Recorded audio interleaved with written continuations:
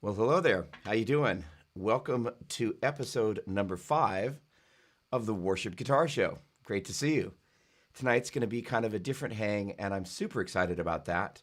Something a little bit lower key, and more importantly, we're going to get a chance to hang out. And it means that I'm going to spend the majority of my time with my nose looking at the chat, looking back at you, answering some questions, and I can't wait to get started. So let's take a look at who we've got here first of all. And let's see, everything looks like it's online there. Good, looking good. All right, let's just do a little line check over here. Everything's good over there. Excellent. Sounds of Worship, what's going on? Okay, hello, Sounds. And you're going to hear lots of clicking. So bring your questions. All right, good, good, good, good, good. Awesome. All right. Well, first of all, let me hop over onto the chat over here on Facebook as well. Let me get over here. There we go. And action. Awesome. So first of all, how is everybody? Guitar in my hands. Hey, worship musician is telling me that I've got a guitar in my hands. That's, I have a feeling that that is my, let's see, that is my publisher, Bruce Adolph. Let me check my level here. There we go. I do,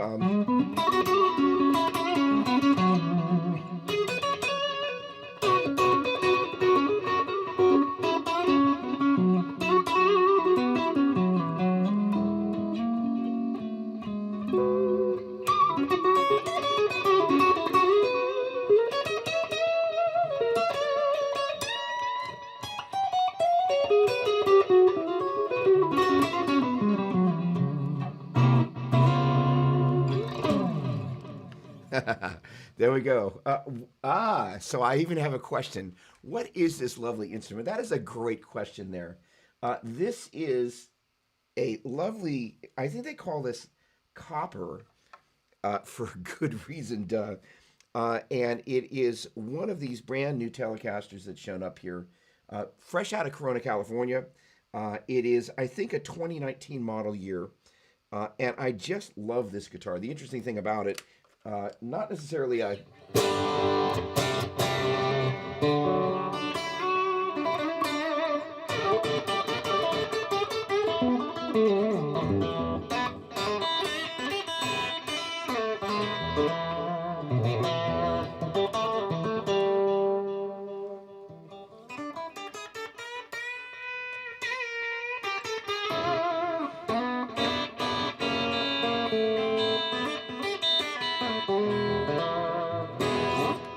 All right. Okay, good. Look at all these questions. This is great. I better roll up my sleeve. Okay, this, I am, gosh darn it. 99% positive this is a Player Series telly. There are so many tellies floating through here. 99% positive that this is a Player Series telly. And I will check that in the YouTube search in just a moment.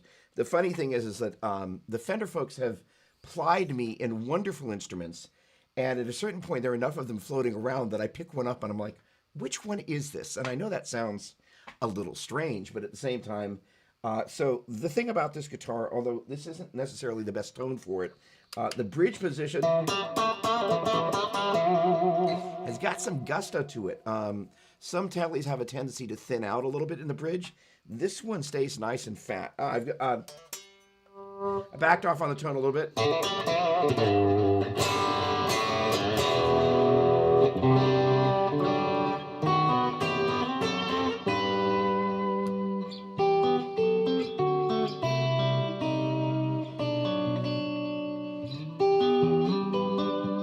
Lovely sounding guitar, and then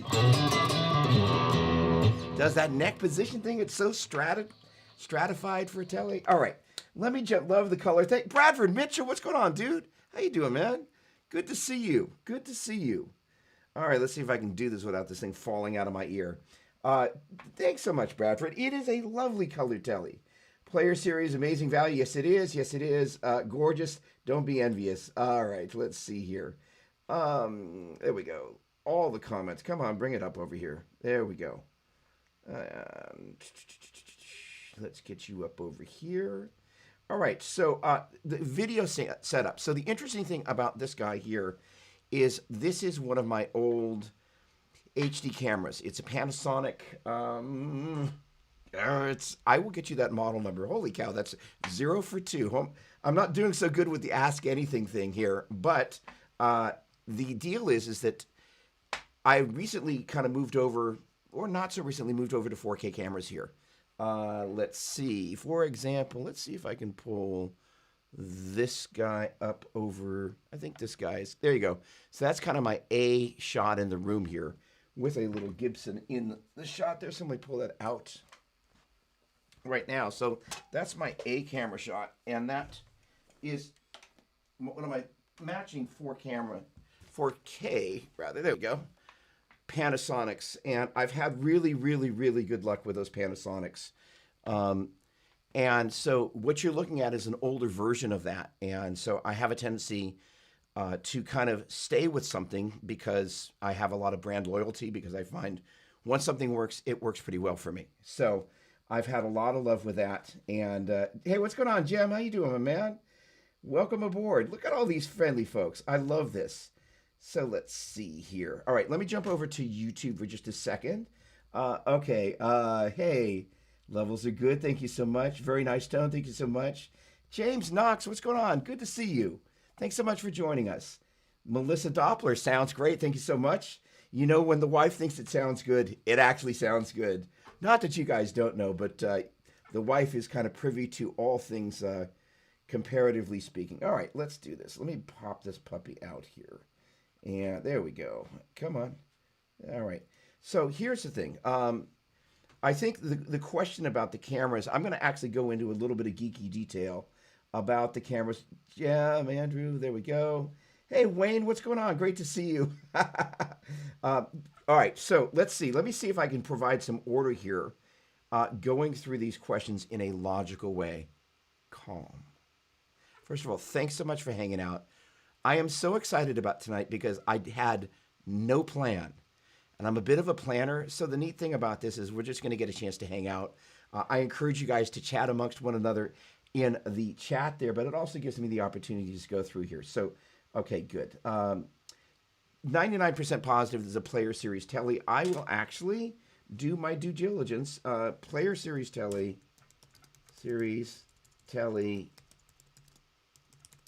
copper.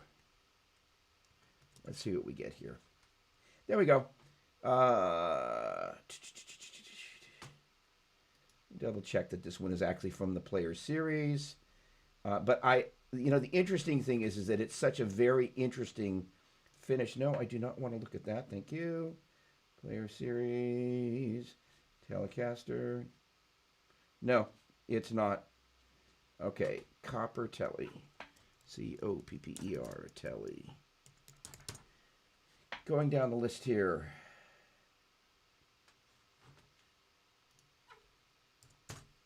You know, it's really, really strange not being able to hear anybody talk. I've done so many of these where I've got somebody on talking, and it's like I'm talking to myself, and it's kind of bizarre. There we go. All right, what are you? All right. There we go. And you are... Doesn't have the model number. You got to get it. Hey, you know what? I'm going to hand this off to my wonderful partner in crime, Andrew Bonica. Andrew, do me a little bit of favor. Hop up some research on this. The color is obviously copper. Do me a favor. Let me hand that off to you, my dear friend.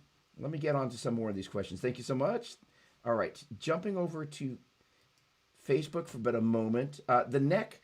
All right. Hang on. Let me go from the top down, and let me see if I can answer all these questions intelligently. And I'm going to answer everybody's question if humanly possible. Camera setup. Thank you, Tim. So again, what we've got here is a Panasonic, and I'll get you the model number. What it is, it's on the bottom of the camera, but here's the jam. It is coming through a Roland VR1 HD via an HDMI connection. But the jam about this is if you take a look at, quote unquote, the fairy lights behind me, what those do is they take the hue of the light in the room, and I don't use LED panels in this room, but I'm not a big fan of LED panels because they have a tendency, first of all, if you've ever had them staring you in the face, they will drive you totally blind. So these are, Oh, am I going to get myself into trouble here in a second? Probably. Uh, what I've got is just some boxes, and I like the bulbs.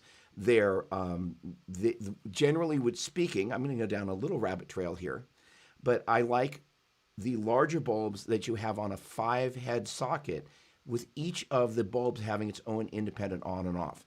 What that enables you to do is not only bring the levels up and down, but because the light bulbs have a tendency to be splayed a little bit, you can choose which ones are on or off. Very cool. So this is one of my older Panasonic cameras. It's an HD camera, so it natively is 1080p. But what's neat about it is I'm able to run it into my Roland VR1 HD mixer, which comes out into, basically I'm using something called Restream, and then in turn I'm running out of that into Facebook or YouTube.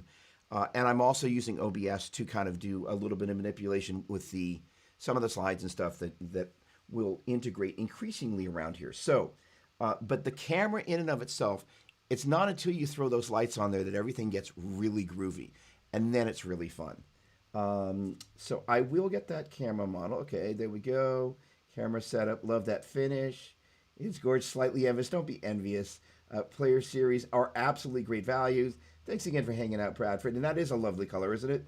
The funny thing is that I wasn't a telly guy growing up, Andrew, but I will say that I've been won over. And it started actually with a Nash telly.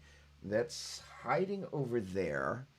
That a little bit further on, if I remind myself, I'll go and grab that guitar. And the thing about it is that I think most people who have grown up playing Les Pauls or playing Strats, there's usually that one gateway guitar where you pick it up and you went, oh wow, I found another part of myself as a musician I didn't know I had, right? Very cool. Send me that telly, Jem. I love you. You know that, dude. Like, you are like my little brother or something. Maybe I'm too old for you to be my little brother, but how many strings does that guitar have?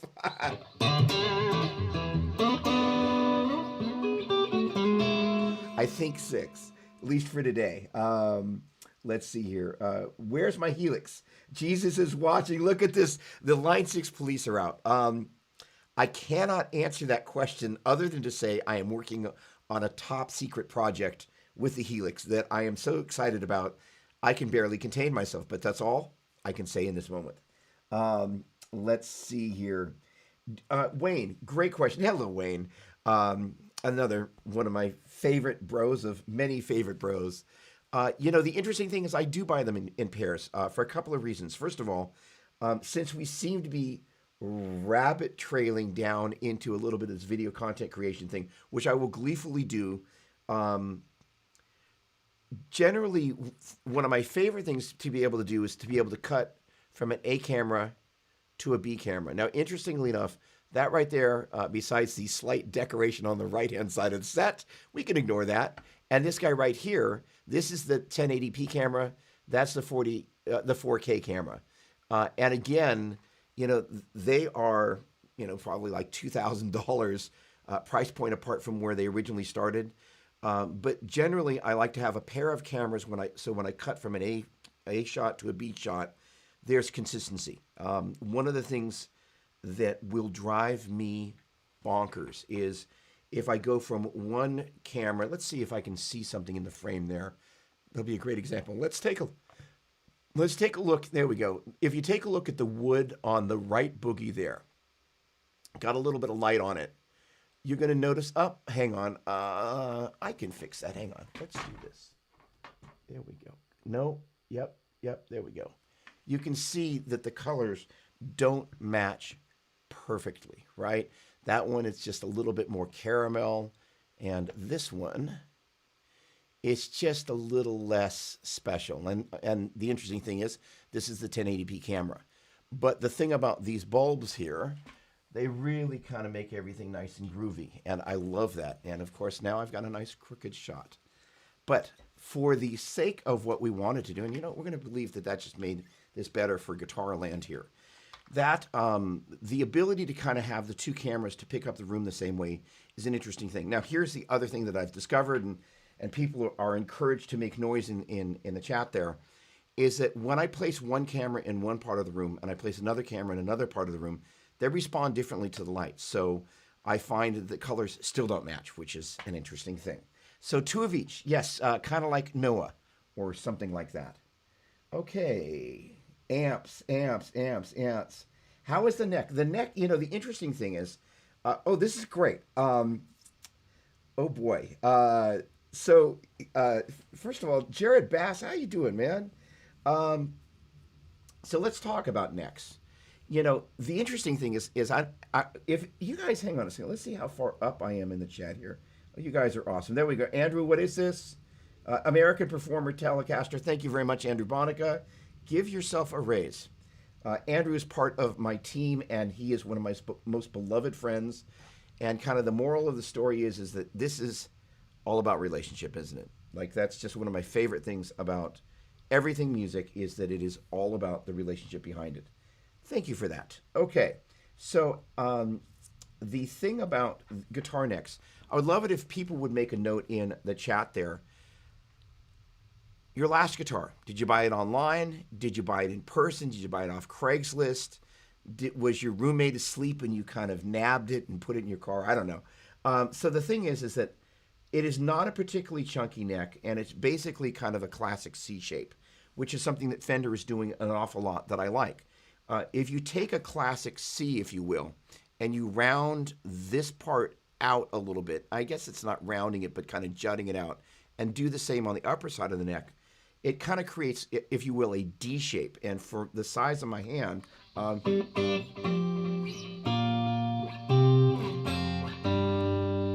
being able to grab those Hendrix chords, whether it's,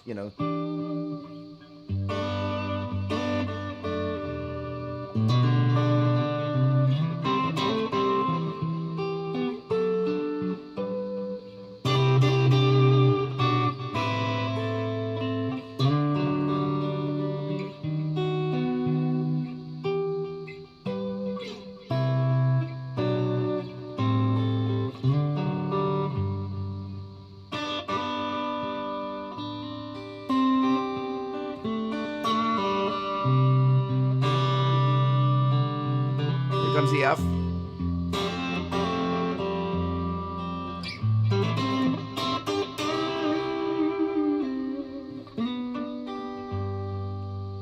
So the thing is, if it's got that little ridge there, I can't grab those chords, and it drives me bonkers.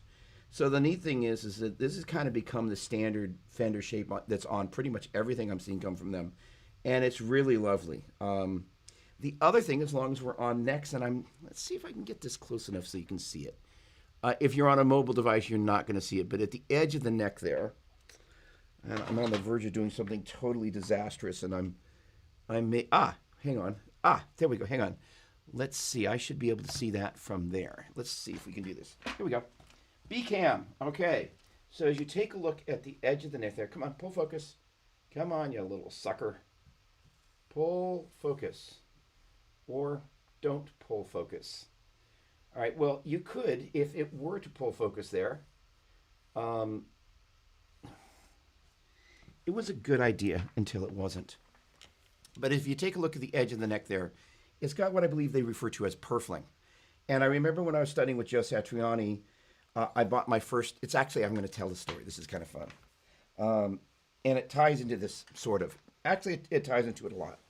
So I got my very first Strat, and I remember, being a giant Jeff Beck fan, and I went and bought this guitar. And Joe took one look at it and went, "That's really ugly." And it wasn't mean-spirited, it was just funny. But he did take a look at the side of the neck, and there's what they commonly refer to as, come on, there we go, purfling, which is this little bit, it's not classically a flame, but it's just this little bit of decoration that you can see there on the side of the neck there, or kind of not see so well. The point being is that he said that you always want to look for that at the fingerboard side of the neck, ideally on both sides, but especially on the bass side. And he said that would make for a better sounding neck. And pretty much all the guitars that I've really resonated with have all had that. Okay, moving on. Send me that, Telly. Okay, there we go. There we go.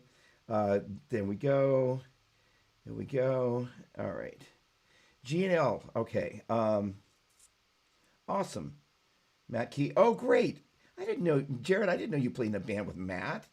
Holy cow. Oh, there we go. Okay. Oh, all right. Oh, good. We're going geeky into the amp stuff. I love it. Okay. So let me read this out for everybody that is here. And thanks so much for hanging out, by the way. 30 people? Come on. All right. I'm currently using a GNL custom tele on most of our classic rock covers for our band, The Elevators, of which our buddy Matt Keys is the lead guitarist, by the way. I'm currently running that G and L. That's so funny is that it auto corrected it to GEE and DEL, which is pretty hilarious. G&L through a couple of pedals and ultimately a Defender Hot Rod Deluxe. Thinking about switching apps, autocorrect amps, what would you prefer? And I really want that Bryan Adams type of classic rock crunch. Okay. First of all, Jared, let's see if you're still on here. Will you do me a favor?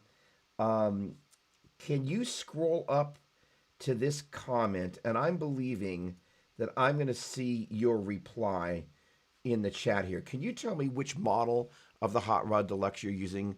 Hot Rod Deluxe 2, 3, 4, because there have been a couple of revisions of it. And that actually matters. And I'm going to go down the rabbit trail on this and say this.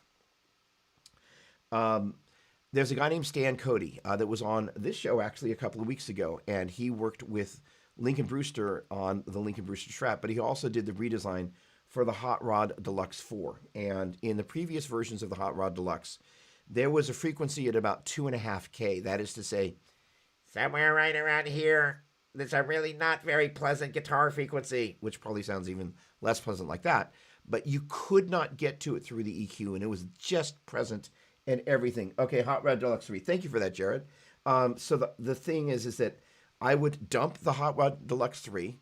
I would go down when you have the opportunity to a music store, and or I think I did some demos that are, I think on the Worship Musician YouTube page for the Hot Rod Deluxe 4, and it's a really great sounding amp. That said, when you're talking Bryan Adams, interestingly enough, a lot of the Bryan Adams stuff was done with a Rockman. So, if we'd been talking about the 80s, and at one point I actually did this back in the 80s and early 90s, I actually had a Rockman in my rack. So one of the things in the looping setup I had, that is to say amp loops as opposed to, looping sounds, I actually was able to drop the Rockman and really get that sound. That said, you're talking about if you wanted to kind of imitate that sound in a number of different places, I can think of a couple of pedals to approach it with. And that would be kind of a Marshall-y kind of a thing. I think the Angry Charlie from JHS would be a great place to start. I think the Andy Timmons, which is kind of a variant of that, the At pedal would be another place to go with that. The King of Tone, that is, it's a killer pedal, which is based on the Marshall Governor. And that, again, is kind of has that classic Marshall sound, but we're looking for that kind of vintage, not super overdriven, but it's that classic 80s, 90s Marshall sound. Those pedals into the clean side of your Hot Rod Deluxe, or you can use, there are a couple little tricks that you can do with the Hot Rod Deluxe. You can use the dirty channel kind of like a solo boost and just with a little bit of hair on it, so you can kind of go up and down and then manipulate between those two channels. Even though it's technically not another channel, it's a drive. I think there's an extra tube and a drive control, but you can use it as a boost channel and maybe not have the drive all the way up. So that becomes your, if you will, the clean side before the boost. Then you have the boost, but you run that just slightly overdriven, and then you have the ability to run a pedal into both sides of that for increasing amounts of gain. And depending on how you set that, you can kind of use it like a 3 or arguably a 4-channel amplifier. But the thing is that I think the Hot Rod Deluxe 4 is a much better sounding amplifier, and the problem with the EQ is solved. Great question. All right, let's see here. I'm going to jump over to YouTube for a quick second and see what we've got over there. And okay, hey everybody. There we go. There we go. All right. Okay. I'm changing the pickup of my Gretsch G6129 for some TV Jones Classic. Do you think that's a good choice? First of all, the TV Jones stuff is great. Here's my take on pickups. Um, there are so many different flavors of pickups. I would suggest finding somebody that has your exact model guitar and is using some TV Jones. Find out what TV Jones their pickups they're playing, and see if you enjoy the nuance of what sounds like the difference between their guitar and yours. And I know that seems like a kind of obvious thing to say, but sometimes we just kind of go, sounds like a good idea. And the neat thing is that the other thing is reach out to the TV Jones folks in on their website. I mean, this is one of the great things about now is that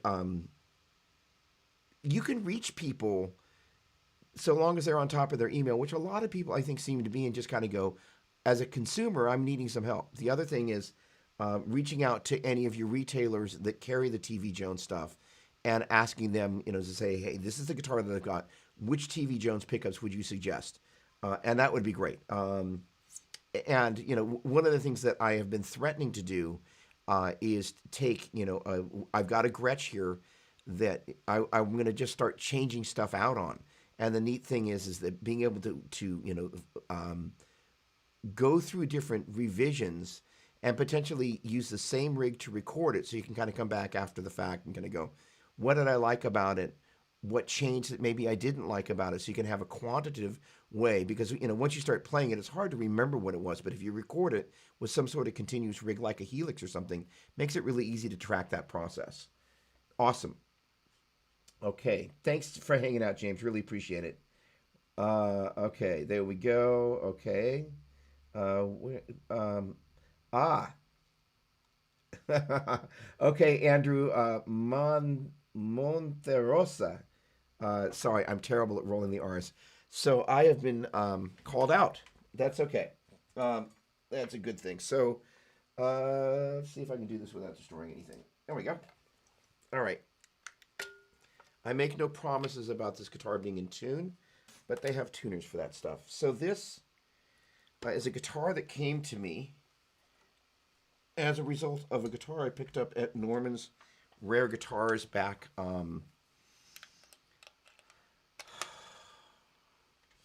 so long ago. I actually can't remember when I got it, the Fender Duosonic at Norman's, but that's where I got the Duosonic. And sometime right around 1990 something or other, maybe a little bit before then, I was in a guitar shop in San Francisco, and they had this lovely 1957 Les Paul.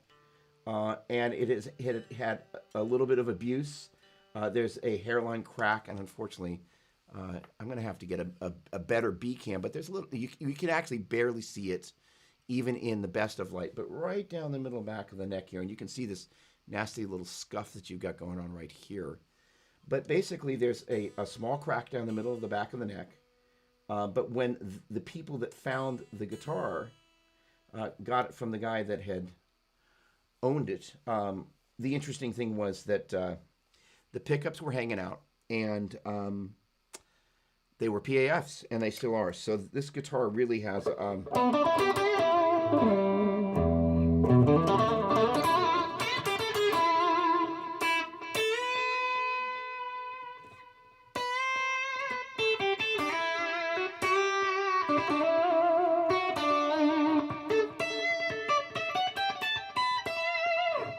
the neck pickup is particularly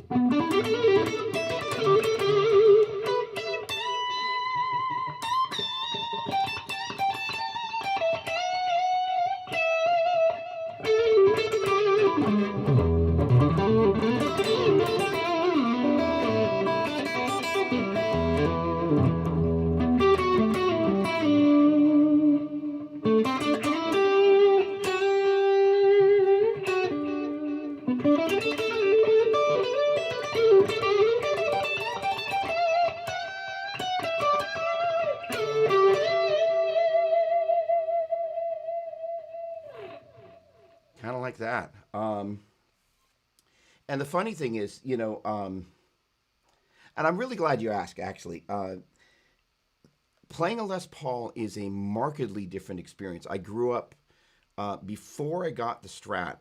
Uh, my first electric guitar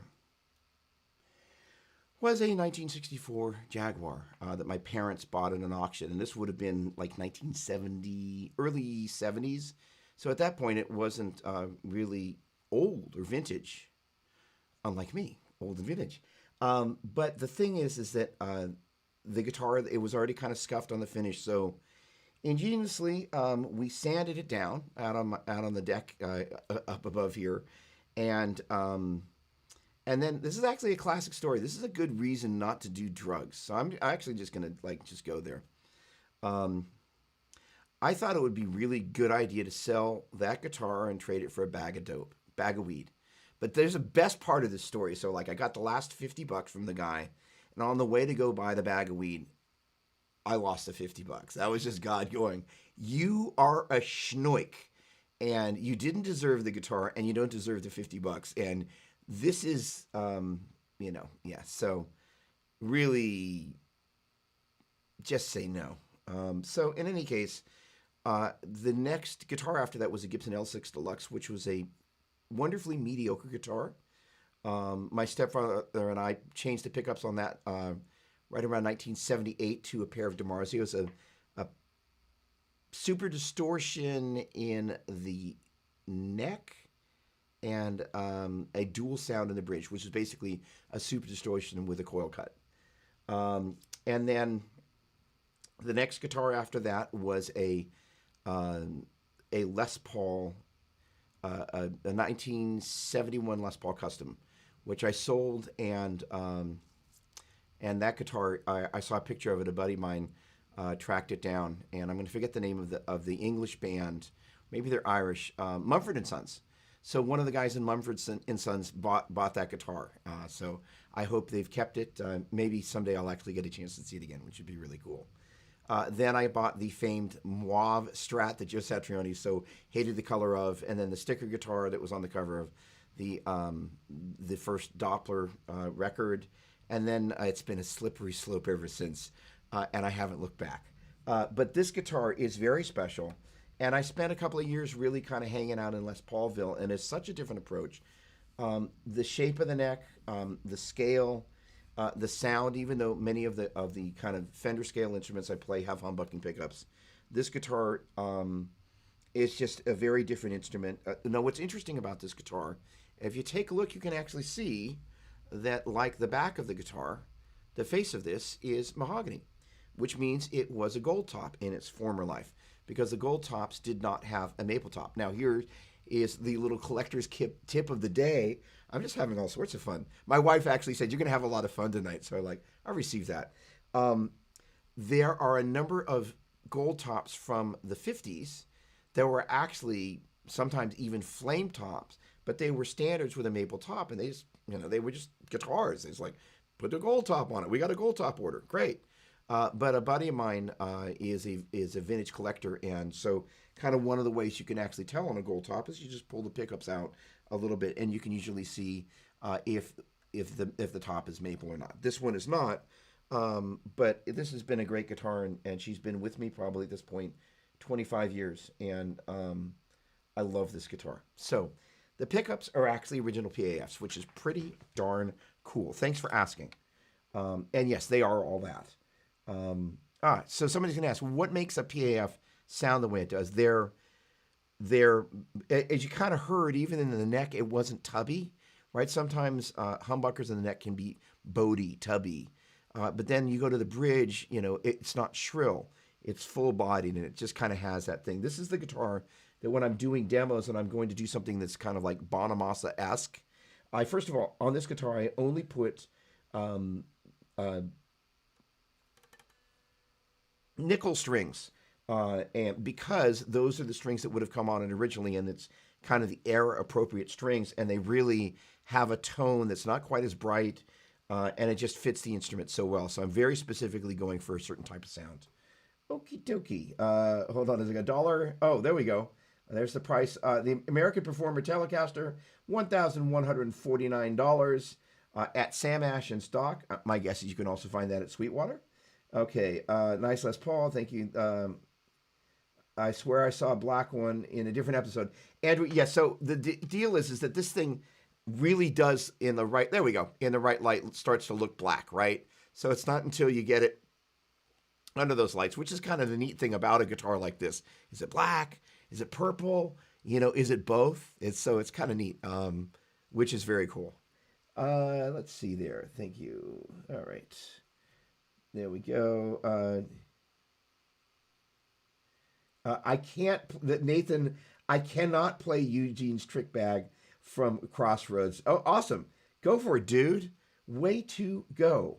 Awesome, awesome, awesome, awesome. All right. Well done. Post it and like send me a link, please. I want to hear it. All right, play that Les Paul, Bruce. I love it. Okay, let me head back over here to Facebook here. Okay, all right. Scrolling back up. First of all, hello to everybody. Thanks so much for hanging out. Really, really, this is going to be a lot of fun. All right, there's Jared. Okay. All right, there we go. All right. There we go.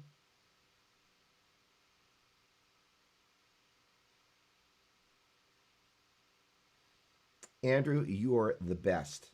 We're going to have an awful lot of fun with all the stuff we're about to do. Hey, what's going on, Rodney? Thank you very much. Really appreciate it. Hey, Joran, how you doing? How's it going up in Canada there? A new album. Oh, look at you. Reading for new writing soundtrack. Awesome. Um, I will do a new record at some point sooner than later, and I think it's going to be an only YouTube record, which sounds really strange, but Steve Vai asked me if I was going to record a new record. And he put out my last record in 2008 or whatever it was, 2006. And he had some very nice things to say. I will add, but the thing is that let's see, finding the appropriate analogy.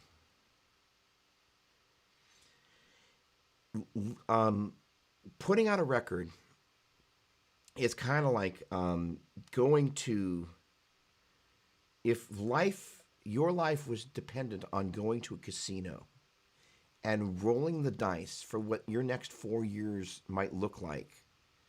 That's the beginning of what making a record is like, because you have pretty much no control of what's going to happen pretty much the entire time. You have lofty expectations. It is a gamble at best. And then there's all the people stuff that happens around it. The good stuff, the not terrible stuff, and then the bad stuff of kind of some of the disappointments that happen, and the people stuff that kind of, it just happens. So it's this very mixed thing, but at the same time, somewhere in the midst of all of that, there's the process of making music, and more importantly, being able to share that music with other people, which is, is one of the greatest gifts that we have, especially as worship musicians, right? So that process is very near and dear to me. So what I want to do is I want to do one that is exclusively YouTube. That's the format, that's the art. So the expression is actually watching the interaction, a little bit like you're seeing now, but like actually like, and I don't mean now, I mean kind of in this era that we're in, but really defining what it is that the intent of that recording is to be. The interaction stylistically, sonically, visually. So there's also a visual element to that. It's like the same way this particular camera in this room have a vibe. Arguably, it's going to be an extension of this, but you're drawn in because there is a way that the experience is framed, right? Framing the experience is what's really neat. It's kind of why you go to a concert. Well, it's kind of like, before church starts, or before, if you can think back a couple of months ago, if you guys have the fog machine, somewhere there's the tech that likes to hit the fog, like, 5 or 10 minutes before the service, right? So that atmosphere is really neat. And so the idea of working in an atmosphere and creating a platform on YouTube to do that in is something I'm really excited about doing. and I think could be really fun. Okay, thank you, Jordan. And I hope that that goes really well for you. Scrolling up to make sure I didn't miss anything. Okay, I am up as far as it's going to let me scroll. So, all right, there we go, Jordan. Thanks again. Thanks, Rodney. Really appreciate it.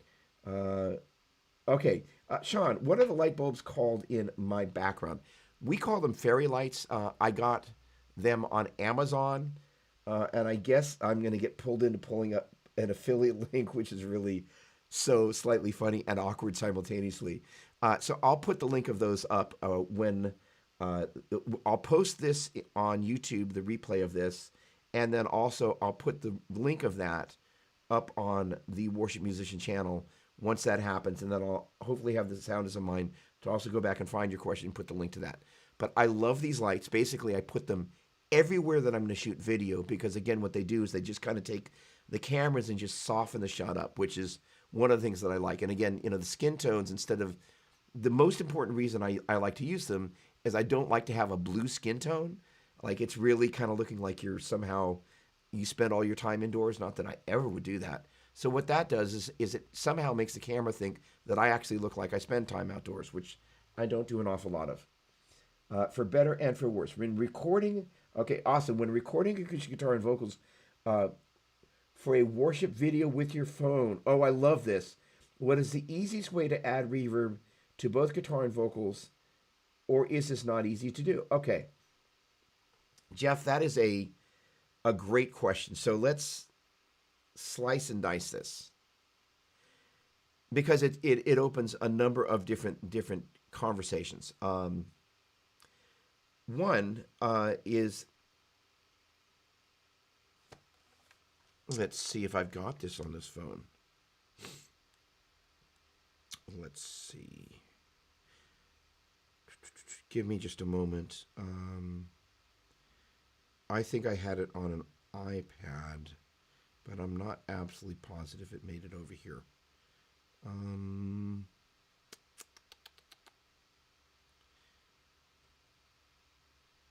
Unfortunately, it's not on here. So there was an app that I had on my iPad that had a mixer in there, and in that mixer you could pull up different effects. Now, the other to answer your question, depending on how you're getting in here, you can use things. There are obviously a bunch of different music apps, and in fact, Positive Grid has a bunch of apps. Amplitude has apps. Who else have I got in here?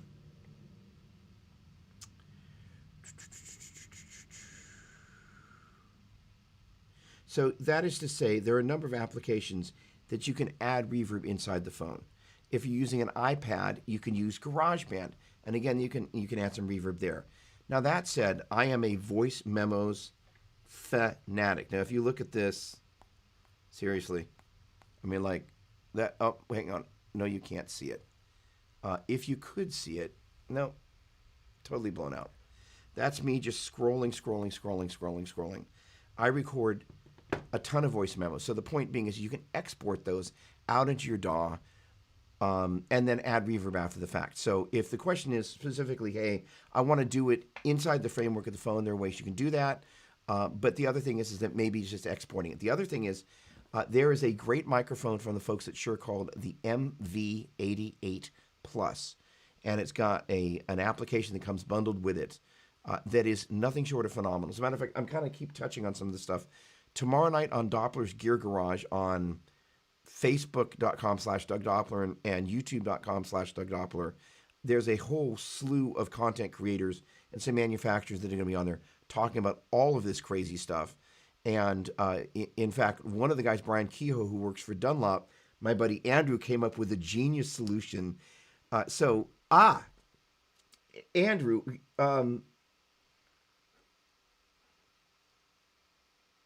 let's see. Why don't you just, when you get a moment on the chat there, maybe if you can find the link to that dongle, just post that, my dear friend. So basically, what you can do is you can come out of Helix and use that into your mobile device using basically a USB adapter into your phone, which means you can go into the phone with reverb. Not only that, with Helix, you can play the guitar on basically one path and you can run a vocal on the other, which is pretty darn cool. So there you have it. News at 11. Okay, awesome. There we go. Let's see. Okay, thanks, Andrew. All right. Hey, Tammy, how you doing? Um, I was up at Lincoln's Place 3 nights ago, and I really thought about asking if I could borrow one of his guitars. Um, he's a lovely guy. I've known him for well over a decade. And I was actually returning his Marshall Plexi. So it was a very nice hang. And needless to say, we talked for hours and hours and hours about gear. And I really kind of looked around at the end of the night and I thought, you know what? It's better if he offers than I ask. So the Lincoln Brewster guitar that was here that Fender sent for review, which is awesome, had to go back. So that guitar and I have had to part ways. But I am believing, you can lift that opportunity up in prayer if you would. I could see one of those guitars coming into my future. So I receive that. So, keep that lifted up in prayer, please. Thank you. They're great. Great, great, great, great, great.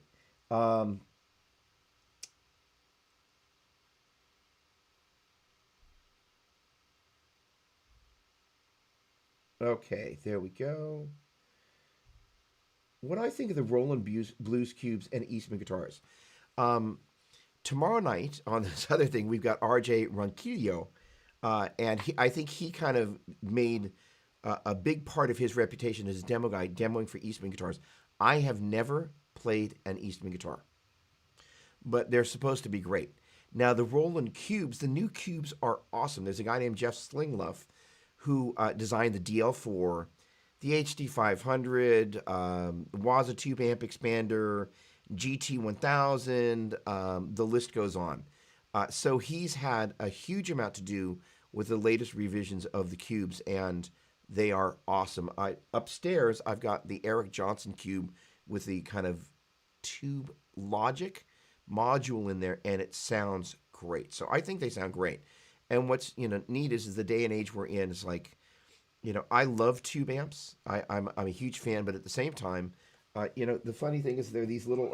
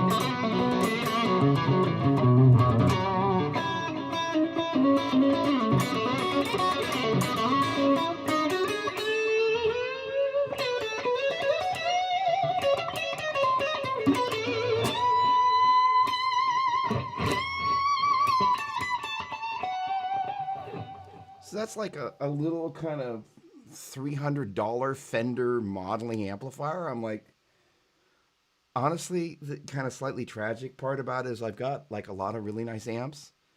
I spend more time playing through that because you just kind of plug in and kind of dial in a little tone and then kind of off you go. It's kind of, I don't know, pretty awesome the world we live in. So, yeah, like that. Okay. Let's see. Yes, love those. Okay, let's see if I can catch up on the chat here. There we go. There we go. Sales at TV Jones. Nice people. Eric Johnson Strat was spectacular. But if you can't pick one apart, then I don't mind. Stripe of the red. Carbon rod comment. Interesting. I'm all about the carbon rods. Okay. Holy well. Sweet sound. Thanks, Tammy. Um, I have cousin Jack's acoustic. Okay. There we go. There we go. Major. There we go. Okay. Thank you. Awesome. Awesome. Thrive Worship. Come on. All right. New album. Thanks, Jordan. Uh, that's awesome. Appreciate you too, Jordan. Great to see you on here. Thanks so much. Okay. Let's see. Will Derryberry. Come on. Okay. Sean, thanks so much for hanging out. How you doing, man? Yes, doing well, thank you. Signed up to be a mentor for 2 Berklee online students. Well done. Both are worship guitarists and looking to grow their skills. Do you have any advice for a first-time mentor? Yes. First of all, let's see here. Freemium for tonight. Ooh, I hate using that word in this context. http://www.gtrmag.info/Doppler lesson plans. That should resolve to the PDF from Diatonic Theory and Harmony.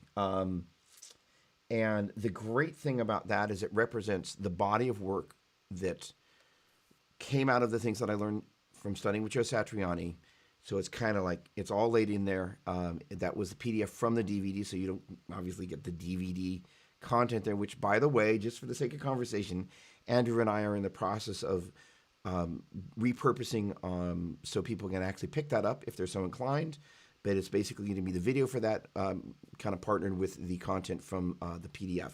But you can follow that link there and grab that PDF, and it's yours for free because I want you to have it. So, Sean, to answer your question, making sure that they understand their triads, the ability to have a clear understanding that, you know, the triads are basically taking the first, third, and fifth tone off of each successive mode, that the order of those triads is major, minor, minor, major, major, minor, diminished, and major, that if they're serious about owning their stuff, they want to not only be able to think about that as major, minor, minor, but also 1, 2, 3, 4, 5, 6, 7, 1. And then in turn be able to think about, instead of playing it for G major, think about it for G Dorian as 2, 3, 4, 5, 6, 7, 1, 2, and G Phrygian 3, 4, 5, 6, 7, 1, 2, 3, and G Lydian 4, 5, 6, 7, 1, 2, 3, 4, and G mixed Lydian 5, 6, 7, 1, 2, 3, 4, 5, and so on and so forth. And in so doing, you're getting used to the idea of mapping the neck in common keys. Now here's the, oh gosh, we're going to go there. All right, fine. So here's the deal. Let's see if I can do this without insulting anybody who loves the capo, because that is not my heart. I have never been a huge capoer because I want to have all the frets open to me. And first of all, sonically, there are a lot of great things that come from the capo. That said, knowing all the notes up and down the neck is a huge value, so you can really take advantage of the register of the guitar. Now, if you're playing with a second guitar in particular and or you're leading worship, lots of reason to use capo. But if you're kind of like the quote-unquote lead guitar player, my thing is I'm like, the last thing I want to do is pick up a capo. And I know that's really, I'm going to probably lose my sanctity in some locales, but I apologize. But here's the deal. Knowing the full range of the neck allows you to do one of the most important things you can do in worship, which is accompany the vocalist, right? That's, you know, the worship leader. Our job is to support them. And just because somebody played at a certain location where it may or may not have been capoed on the actual recording, first of all, my worship team has never sounded like the actual recording. And the worship leaders that I've worked with have never sounded like the original worship leader, which means as I'm working to support them as they're working to lift the congregation up in worship, I want to have all the notes available to me. And I realize there are lots of people that capo for really good reasons. So let me make sure I'm not kicking sand in anybody's face. That's not my heart. But the point being is having all the notes available to me, even in mid-service in case I want to drop something down, that's a really important thing to do. And the interesting thing is I keep thinking about, for some reason, this, it's a C over B, it's a G over B. That chord, you know, like, that's such a go.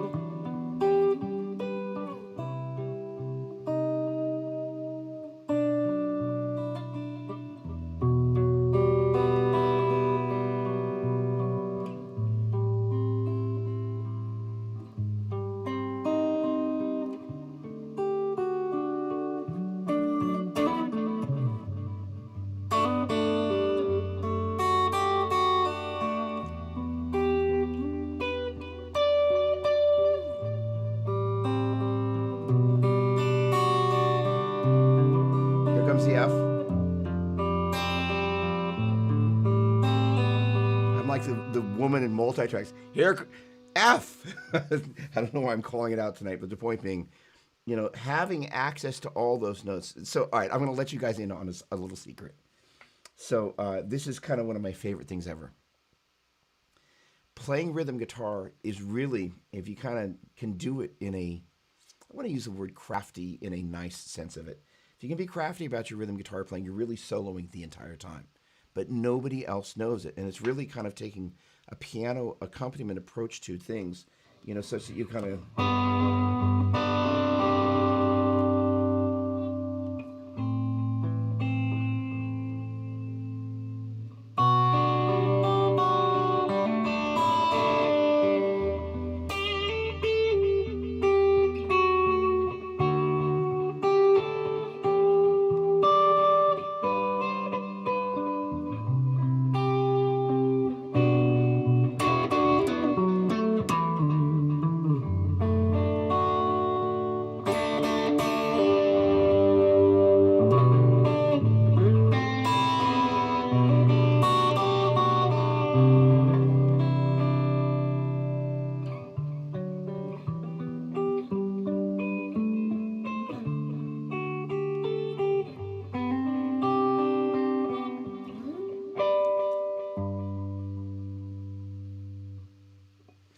And it's just, it's kind of like taking Hendrix to worship, I guess. But what's neat about that is it's got this flow to it.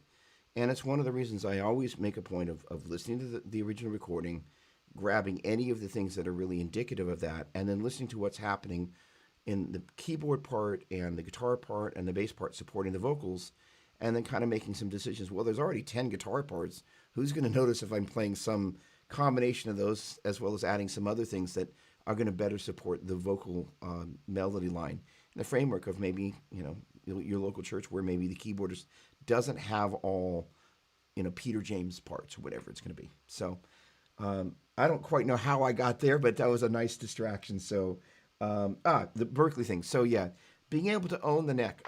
The note names. All right, so here's the deal. So what are the obvious keys that you would want to know the notes for? Well, that's going to be E, A, D, G, B, and the high E string. So wait for it, because we're going to go deep and wide. Okay, so if you think about the order of the major scale, which is basically whole, whole, half, whole, whole, whole, half, also thought of as 2 wholes and a half, 3 wholes and a half. If you think about that, and the funny thing is I'm going to use the C word, capo, capoed across all these different keys, the open string is the 1 of all those keys. The second fret is the 2 of E, A, D, G, B, and E. The 4th fret is the 3, 4, 5, 6, 7, and 1.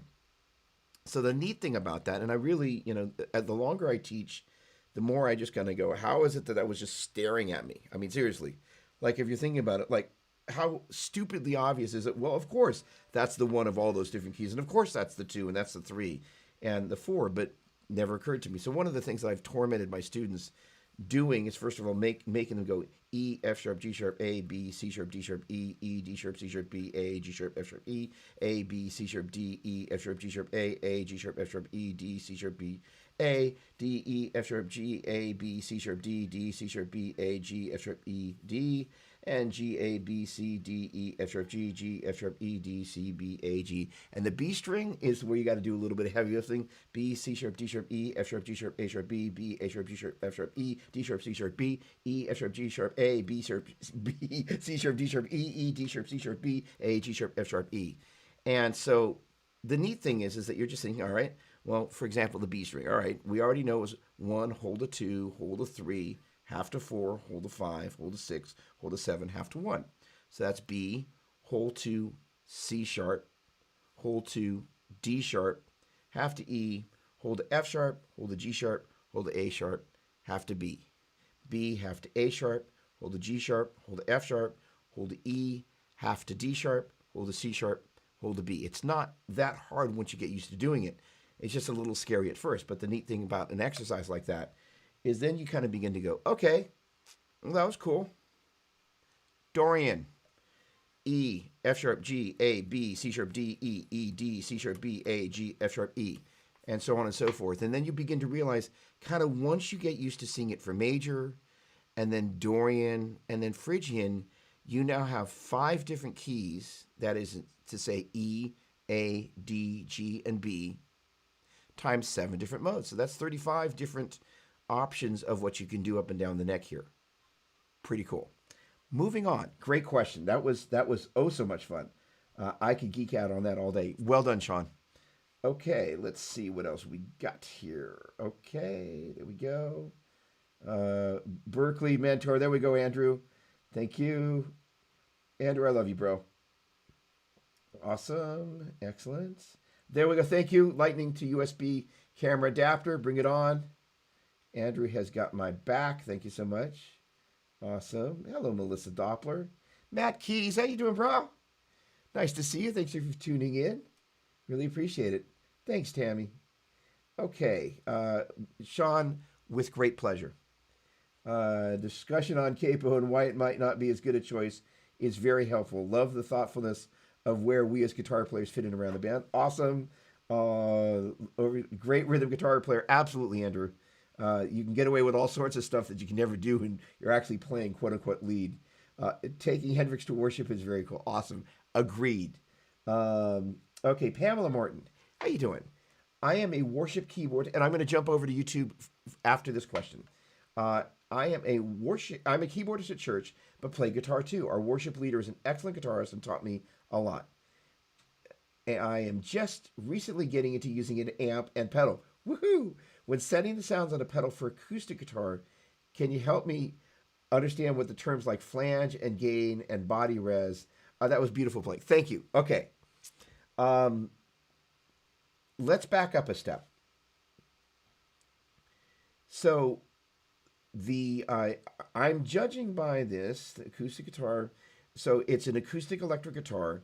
First of all, flange and gain are probably settings that you're going to want to stay away from. A flanger, there's nothing wrong with that, but it's probably not, quote unquote, the flavor you're looking for acoustic guitar.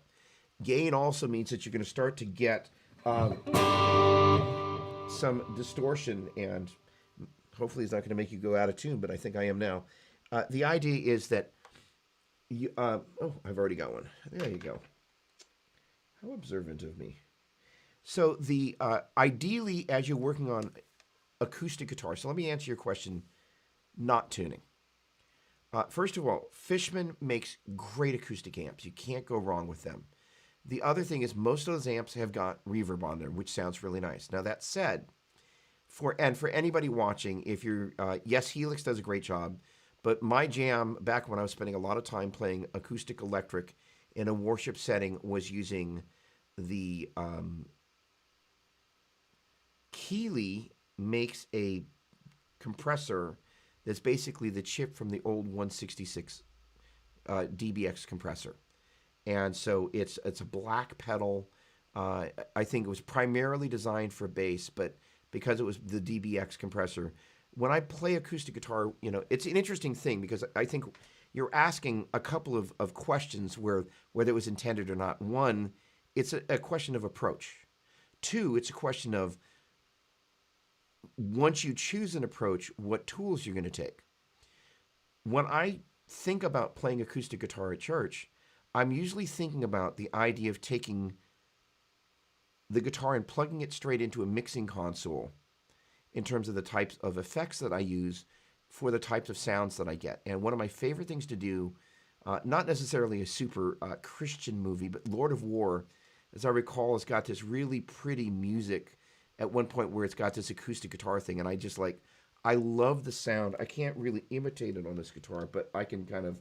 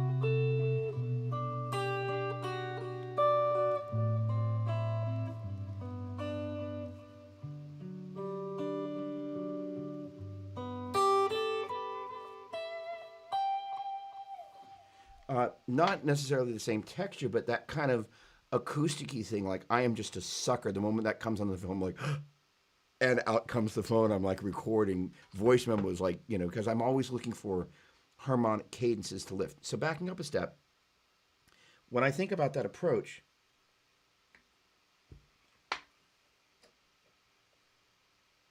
that thing's hissing. When I think about that approach, I think about running an acoustic electric into a mixing console and using high end gear. So that's why that Keeley compressor comes to mind. Then in turn into an Eventide H9 on the Shimmer reverb. It's just like, and it's like the number of times non-guitar players came up afterwards are like, that sound. And it's an interesting thing, and I want to be very careful how I say this. But part of taking worship, playing worship guitar, is taking people someplace that they can't go without the team, right? That's why they have the team up there, right? We are creating an atmosphere that without the worship team and without the team coming together and without the different elements of that, people can't enter in the same way. And so part of that is somehow creating a sound that resonates and makes people feel an emotion where they kind of experience heaven. I know that sounds really... So let me just take a step back and just saying I'm not able to facilitate the creation of the sound of heaven. What I do try and get to, though, is that place where there's an ethereal quality where it lifts people up out of whatever poopy week they've had and allows their heavy feet to just kind of maybe lift up off the ground a little bit in a spiritual sense. And that's one of the great things about worship. It's tremendously powerful in that way. So in so doing, I know there's certain things that I can do with my instrument, just in the same way that a good pastor knows how to take the congregation somewhere that they couldn't go on their own. It's not manipulation. It's just using the gift that God has given you to take somebody on a journey to someplace they want to go. And arguably they need to go. They need to just kind of let some of that stuff fall off and let the Holy Spirit get in there and do its thing. So in the practical sense, the concept of running a guitar into a mixing console and using digital reverbs in a studio environment and studio compressors, that is, say, guitar, compressor, reverb, in that order, then basically taking that same template and bringing it onto the worship platform. So what that looks like for me is using that Keeley compressor, using the Eventide H9 reverb, and it's not cheap. It's actually a multi-effects, but that reverb shimmer is just like, and you got to fine tune where that octave goes up to. But so many times people are like, that sound. And guitar players freak. They're just like, that's the most, that's, if you're going to play acoustic guitar and add effects, it can go from good to bad really quickly, but when it's good, people just love it. So, in so doing, you can just simply kind of take your acoustic guitar and run it straight into something like a Fishman Loudbox Mini, which is a great amplifier. It's got an XLR out, so you can run it straight into either the stage box or the PA. And the neat thing about it is you can take that sound with you wherever you go. Practice with that sound at home, bring it with you to church. The compressor, what that does in terms of asking for definitions, kind of takes the loudest sounds and makes them quieter, and the quietest sounds and makes them a little bit louder, such that notes don't poke out if you hit them a little hard, and they also have a tendency to sustain a little bit longer. And so that's kind of the gain element. The reason, when you think about gain, I do. Oh, I've unplugged this guy. I think about. I'm not thinking of a clean sound. So traditionally, when you see gain, it adds kind of some sort of overdrive and whatnot. Gain can also just mean the volume. So the idea is you just bring it up until you get a good level. But generally speaking, when you see that on effects, it's not necessarily an effect that I'm thinking about for acoustic guitar. Perhaps way too much information, but again, strategically, thinking about the sounds that you're trying to get. Actually, the biggest advice I can give you is this. When you hear acoustic guitar that really appeals to you, imagine what it's like to be playing the right hand. If it's strumming, what's the tension line? Is it a heavy pick? Is it a light pick? Do they sound, if they're plucking, are they digging in? Are they playing light? And realizing there's a whole gradation of things inside there, and then kind of going, okay, the right hand is it. Because, the neat thing is the right hand is where 99% of the magic happens, or doesn't. So then it's a matter of kind of going, okay, as I turn the reverb up, does it sound like there's too much? Sound like there's too little? When the band plays, does it have that little bit of ambience? Am I creating so much that I'm kind of losing the guitar when it's getting out in the congregation? It's kind of like salt. It's salt to taste. Hope that's a help. That was kind of fun. All right. Let's see here. All right. Jumping over to YouTube. Let's see what we got over here. And first of all, thanks so much for hanging out. Really, what a privilege. Okay. Sorry, YouTube, for ignoring you for a minute. Okay. We got lots of questions over here. Bias effects was before I got my Helix. I just read that out loud. I walked into that one, didn't I? Apple Music Memos, awesome. Let's see. Right, I heard about the music memos. Okay, Eric E, what's going on, dude? How are you, neighbors? I love it. Gotta run. I'll see you. Live streaming recording. Oh, wow. What should we be doing different with our tone versus live environments? Oh, Nathan. Oh, boy, you walked me into a great question.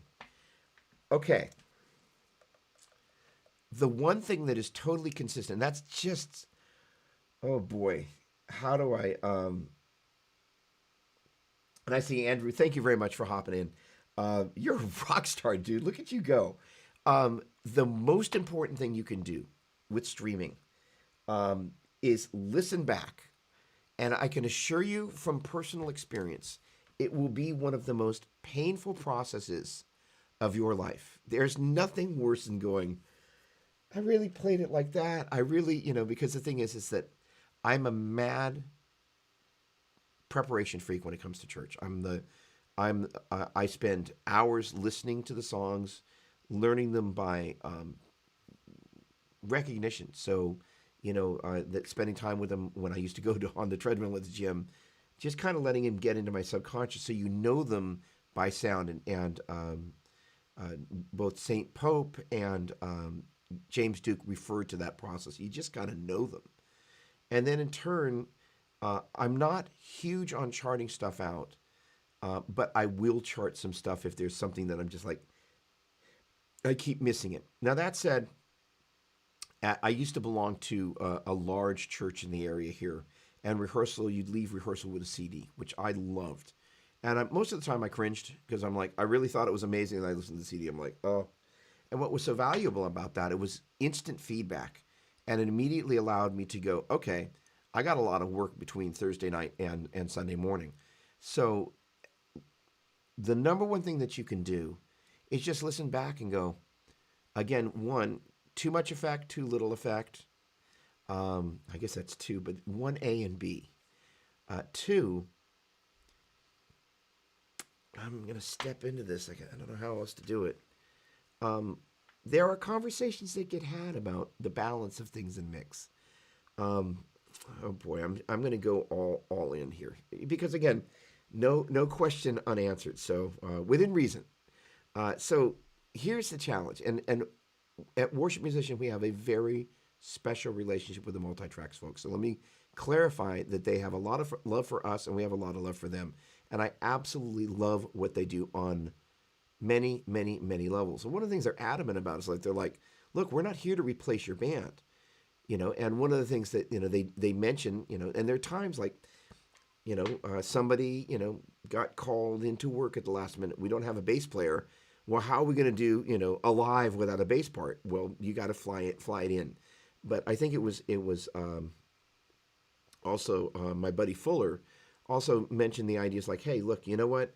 You don't want to have some sound that is so obviously not being played by somebody on the platform. All that to say, there are some sound mixers that like to mix the tracks louder than the band. That's a conversation because one day the computer will fail. Not might, will fail. And people will know what you actually sound like. And this is where the amount of time that people spend investing in their team and raising them up begins to show. Now, here's the thing. We are getting ready to launch another show in the worship space. No surprise, it's going to be called the Worship Musician Show.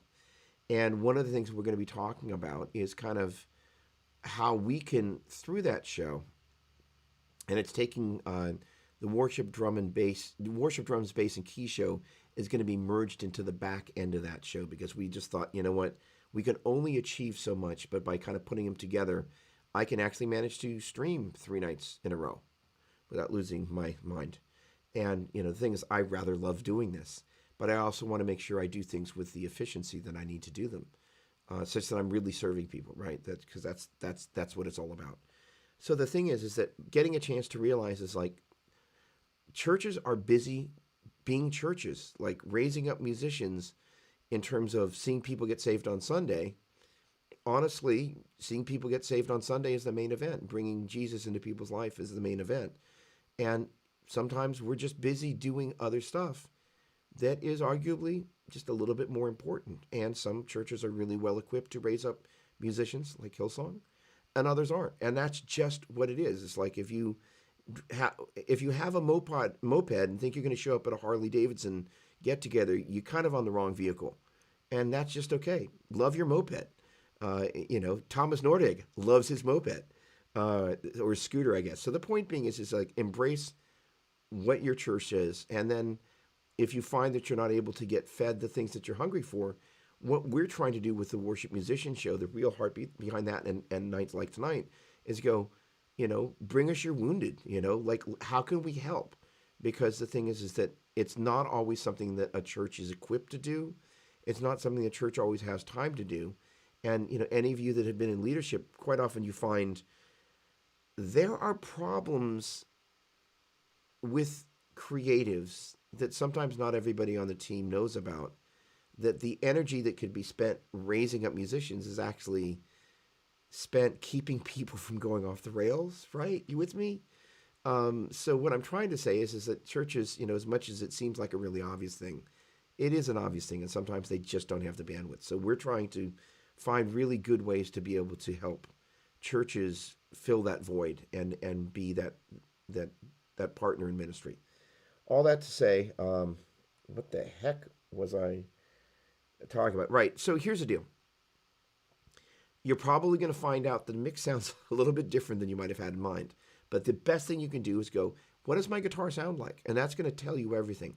Not only what does your guitar sound like on its own, but what does the guitar sound like in the framework of the mix? What does it sound like? And generally speaking, sound teams are required to create 3 kind of unique mix environments at the same time, which is kind of a tough gig. 1, the streaming thing, Not everybody that streams their worship, but for churches that stream their worship, generally speaking, if you have somebody back there banging on things with big sticks, there's going to be a separate mix for streaming. The louder you are on the platform, the more you become a contributor to them having to fix it in the mix as they're creating a separate streaming mix. So that's a hard gig to mix for the room and mix for streaming at the same time. That's why they have headphones. But it's still a hard gig. You're also mixing for the congregation, and then you're also mixing for the comfort of the musicians on the platform. And again, in the world of priorities, the streaming mix is a super important one. If the band sounds really bad streaming, it's not necessarily going to inspire people to come into the church, kind of once people start coming back into churches. I'm just saying. So the thing is, and then, obviously you want the congregation to have a pleasant experience. As much as we might like to have a little bit of Jimi Hendrix in there, the two Marshall stacks at the Star Spangled Banner volume is probably not going to get them there. Just saying. I'm laughing because I remember one of the worship guys who I love, who I run into at the NAMM show, had this Marshall that he kept bringing to church. I love it. In fact, there was a period of time I was actually playing through a Roland JC 120 and a Marshall half stack, and I had it facing the back wall. So I'm actually that guy. So guilty as charged. But the other thing is that, making the musicians comfortable on the platform, be it with a little bit of stage volume, that means you're able to take your environment that you've created, if you will, in your practice time, you bring that into the rehearsal time, you bring that into the service time. And that way you're preparing your mix portion such that when it gets blended with those other instruments, you're constantly fine-tuning it. So the listening thing is going to tell you everything you need to know. Is my tone too muddy, too bright, too much reverb, too little reverb? And how different is it if you have the benefit of being able to step out into, once we move back into our sanctuaries or wherever you meet, how does it sound in the room and how does it sound kind of as you hear it streaming? That's going to allow you to fine-tune that. And, honestly, if you're playing in mono and you're really creative, I'm not saying you're not, but the point being is that you could, with something like a Helix, literally just run in mono. One goes to the front of house for the church and the other goes in a separate channel for the stream. And you're making your sound tech's job really, really easy, and you can partner around that. And again, that's a conversation. So to answer your question succinctly, listen to everything, adjust accordingly, and have loving conversations. Find that middle ground. It's a great question. All right, let's see here. Thanks so much, Andrew. Good. All right, I'm heading back over to the Book of Face.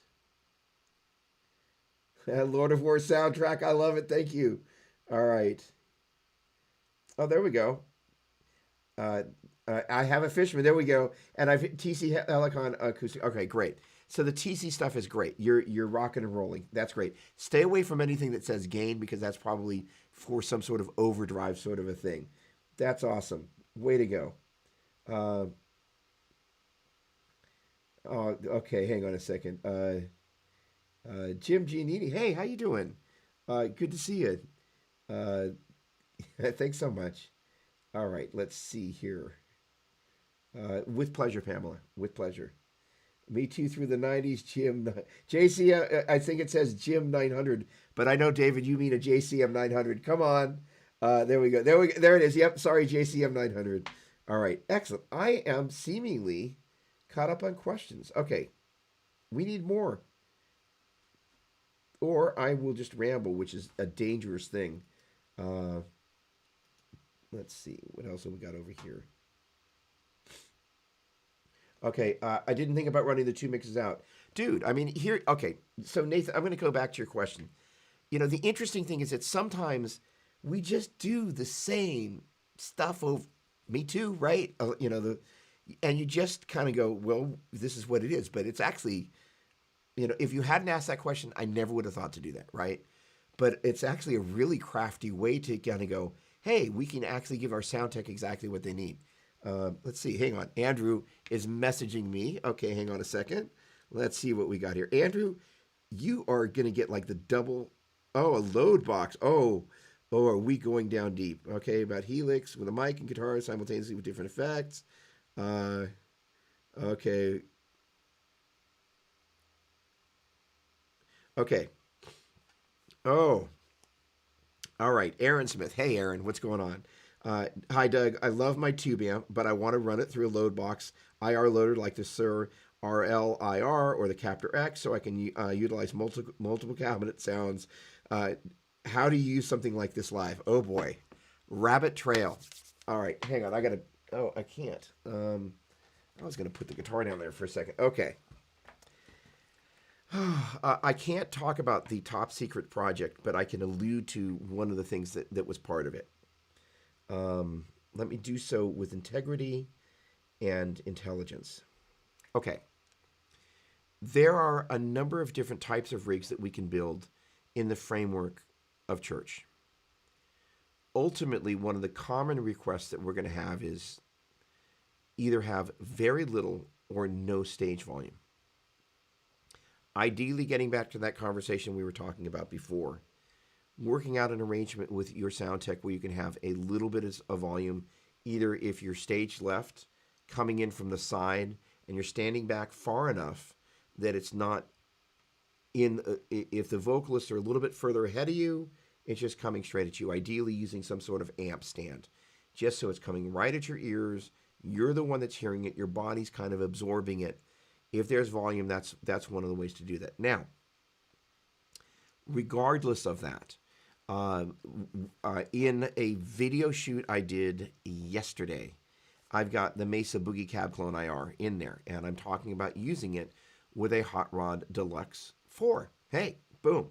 Because what you can do then is basically interrupt the speaker jack and either use the load to make it so you don't have to run a speaker at all, or you can kind of run it in line and then use the IR loading function of that to toggle between IRs that you run out into the PA. Let's back up a step. Okay. IR, impulse response. So basically, it's a speaker in a box. It's a virtual speaker in a digital environment. And so what you're able to do is virtually you're just swapping out the speaker, or potentially you just find one speaker that you really like the sound of.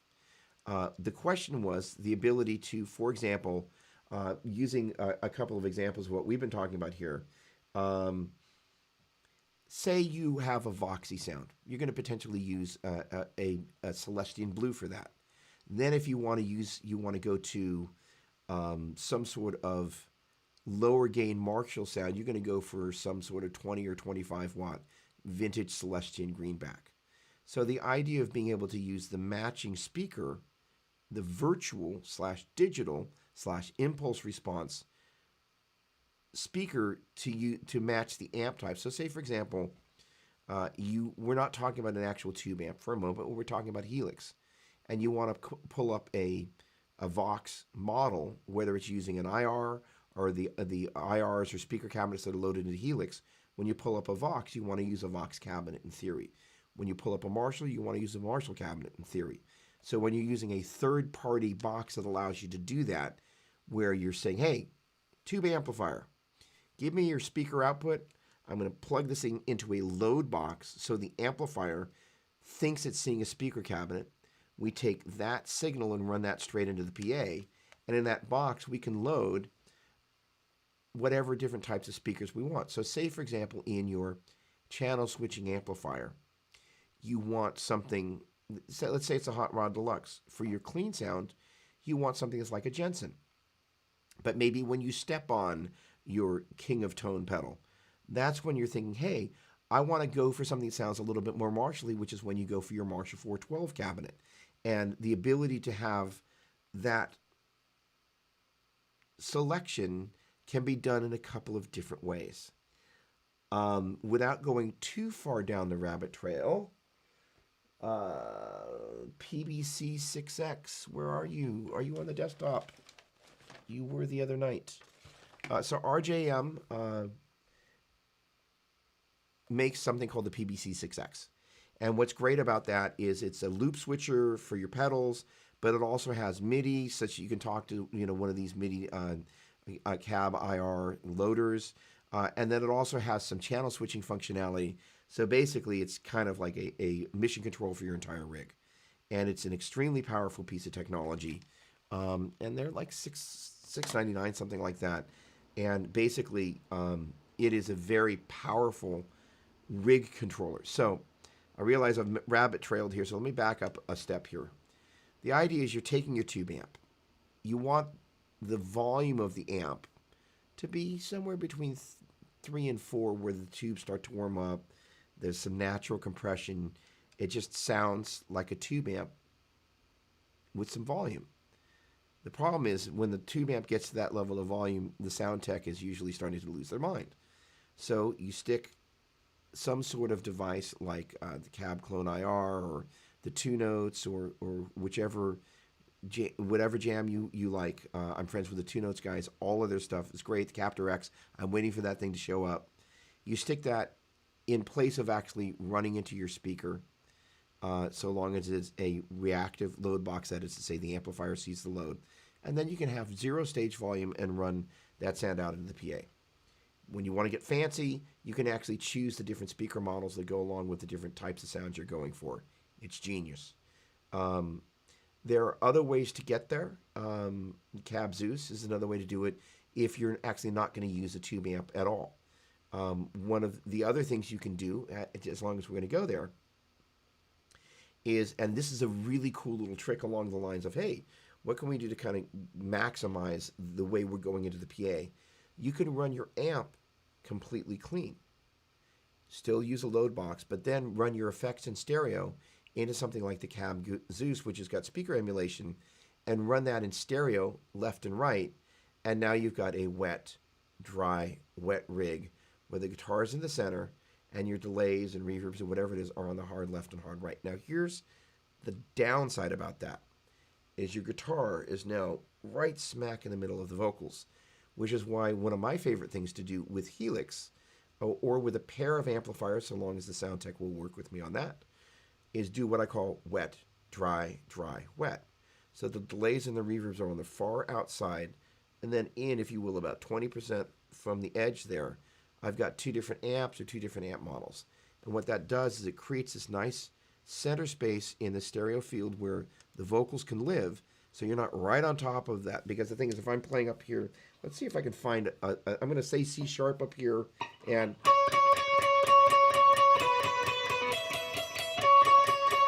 right, basically every time I hit that part, the worship leader is just like, I just want to kill you now.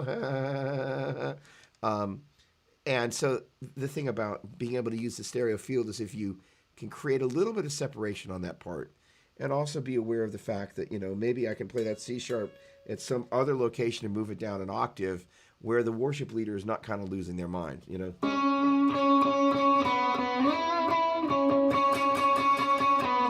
In fact, that's a cool little trick. So what I did was I took the part down an octave, but I added the octaves. And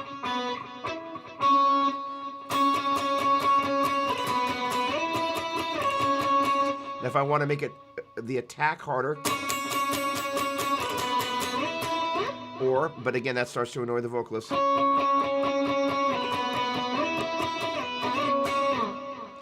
So that sort of stuff again, and kind of knowing where that C sharp is a help, knowing that that's a C sharp there. But the point being, creating space harmonically, but also creating space in the stereo field is a big deal.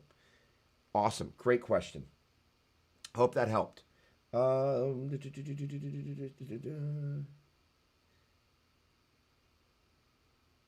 Okay. Sahar, hi, how you doing? What do I think of the Line 6 HD500X? I love the HD500X, and I spent 4 years playing that before I moved to Helix, and I think it is one of the greatest pieces of gear ever made, because for worship, I love the AC30 model. There was a thing about it that was not accurate to the way an AC30 actually works. There's a drive control, and the great thing about the drive control is as you turned it up, it gently reduced the treble, I should say the brightness of the amplifier, while adding more distortion and gain. It was it was kind of like the perfect control you wish every amplifier had. More distortion, little less treble, fuller, lovely sustain. Um, so I used that for a long time. I would say at this point, it's increasingly becoming a Helix world. One of the great things about PodGo is it offers a lot of the kind of a slightly more simplistic layout compared to the HD500X. But I literally, I spent just years with the HD500 and then probably a year or two with the HD500X. Love that unit. But I think if when we're thinking about kind of where am I going to go in terms of investing my dollars, I would say looking at PodGo if Helix is too expensive. And I think PodGo, if you were going, hey, Doug, which would you suggest buying? Helix floor, full size one, Helix LT, or PodGo? First of all, for the money, I think PodGo is the bargain of the century. What you get for the money is second to none. That said, if you're looking for crazy over-the-top functionality, I would say full-size Helix is the way to go. I would say where Helix LT suffers is that it's not quite as groovy as full-size Helix, and on the resale side, you're going to get nailed. It's kind of back in the day, I'm going to date myself, but they used to have, I think, the 325i, and then they had the 318. If you just wanted the car and you didn't care that you were going to go fast or slow, the 318 was a great car to own. You just wanted the experience.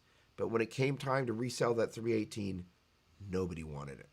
And, at some point, unless you're like me, because I still have the HD500X and many more things that I've owned, it becomes an issue. Great question. Let's see. Okay. Great. Okay.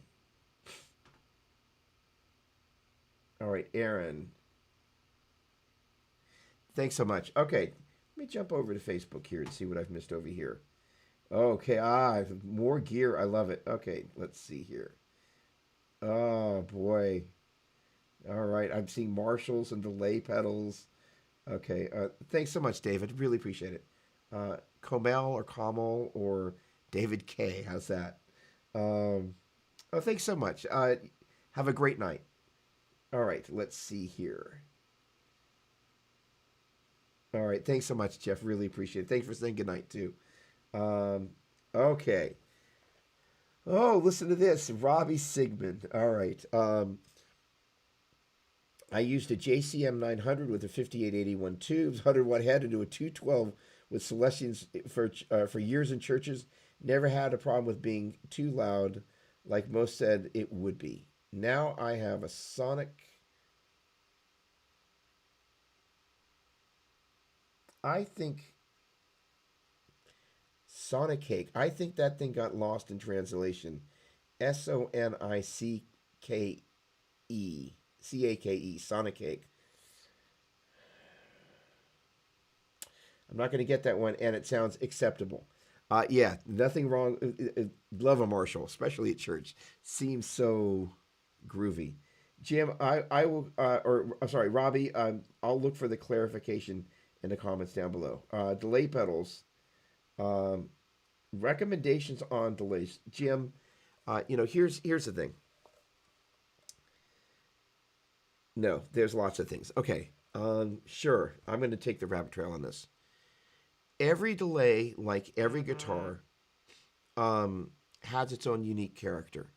And that's actually what's neat about delays is that just like, as you change maybe gauges of strings or brands of strings, there's a nuance and a character of it. The thing about, for example, the Memory Man, it's got a sound that when the delay comes, the surface of which the delay bounces off, it almost sounds like I'm not saying it's a tinny sounding delay. I'm saying that the sound of the surface it hits has a kind of a metallic sound, and I can just tell that delay right away. The other thing about the Deluxe Memory Man, the modulation is this gorgeous sound. So if I were to go out and look for a delay, I would suggest having a couple of things in mind, and this is going to be a wide range of stuff some of which will be in the same pedal and some of which won't. And I'm also going to talk to a range of price points. Ideally, having modulation available in the delay. One of my favorite sounds ever, as opposed to using a chorus, is actually using modulation on the delay. It is one of those sounds that it's just like the delay comes and you'll hear Michael Guy Chislett of Hillsong doing it. I think Hosanna, I think you can hear it on there. And it's just, actually Michael played on it, one of the versions of Hosanna. But it's just, and the version I'm thinking of, he's got it on there. And you'll hear him use it. And it's just a lovely sound. The ability to have some sort of tone control, or in something like the Strymon timeline, something like a smear control, where you can basically, or the Eventide time factor, which was the jam for a long time, and now it's basically that the guts of that, I should say, the digital guts of it are now in the H9. Is that you can basically use a filter to pull back some of the top end, and the reason you want to do that, especially if you're running in mono, is such that the attack, the transient. As a matter of fact, if you listen to the initial sound of the attack of the guitar, and you're going to hear some of the actual, you're going to hear this in addition to the amp. So imagine you're taking that away as I hit the strings, and then listen for the tone of the delay afterwards. You notice that the delay itself is much more muted. So one of the reasons you want to pull some of that top end off is that as you kind of go,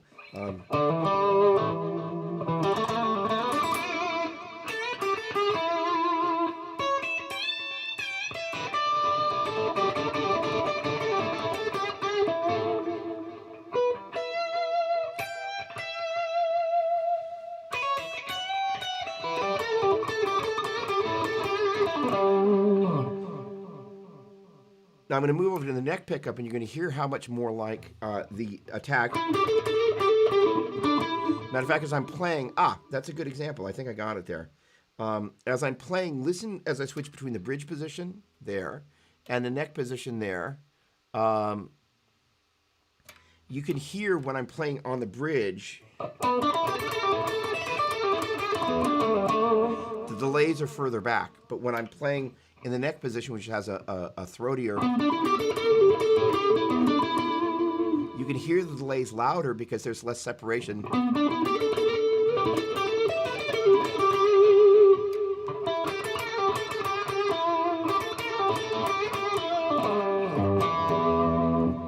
Between the two. So the idea is that the attack, the transient of the note, if the delay sounds too much like it, they start to compete. It's one of the reasons that whole the wet, dry, wet rig, where you're pulling the direct signal in a little bit out of the way of the delays, it creates kind of that same three-dimensionality that you kind of heard here, even though I'm in mono.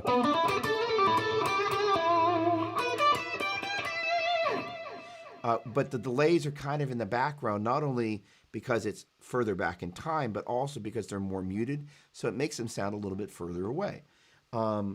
So the ability to manipulate that is neat. Now, the Boss DD series pedals, the DD...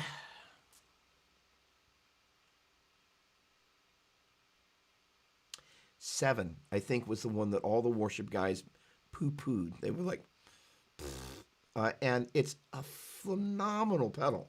Just a great pedal. It's got all sorts of great functionality into it. It's a single, space, kind of stomp pedal. It's got tap tempo functionality built into it. It's stereo out. It's just a great pedal. And it's got all these different things. But for whatever reason, the purists, the DD3, the DD5, whatever it is, and I get it. I don't want to insult anybody, but it was really kind of, I was like, it's a great pedal. I don't know what you've got against it, but it was really kind of like that was the whipping boy pedal. Not very cool. So the thing is that finding one that you like the sound of. The stupid answer is find somebody whose guitar sound you really dig and go, what are they using? James Duke is a great example of somebody who's got this great kind of natural warm delay going on. And again, that comes down to like, what sort of character are you looking for from the delay? To answer your question specifically, the Boss DD series, you cannot go wrong. whether that's the regular kind of in the smaller ones or the DD20 or the DD200, I think is the larger, newer version of that. Um, the Strymon stuff. The Timeline is a phenomenal piece of gear. You can't go wrong with that. And the other one, again, the deluxe memory mat from Electro Harmonics, the delay and adding the modulation on there, it's just one of the greatest sounds ever. And there are a number of other great delays out there on the market, but those are the ones that really, if I kind of went over to the delay shelf, or I have my pedals organized by brand. I'm a little spoiled, but I'd say I'm working on it, but I'm not. Um, but also, right, the Source Audio stuff is great, great, great, great, great, great, great, great. Ridiculous functionality, and those guys are taking that.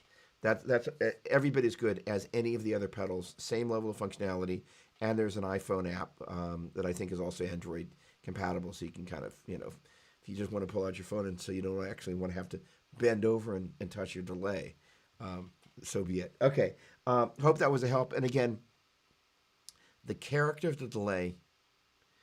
Find some demo. Okay, stupid answer. Go out and make a list of delays that you're interested in.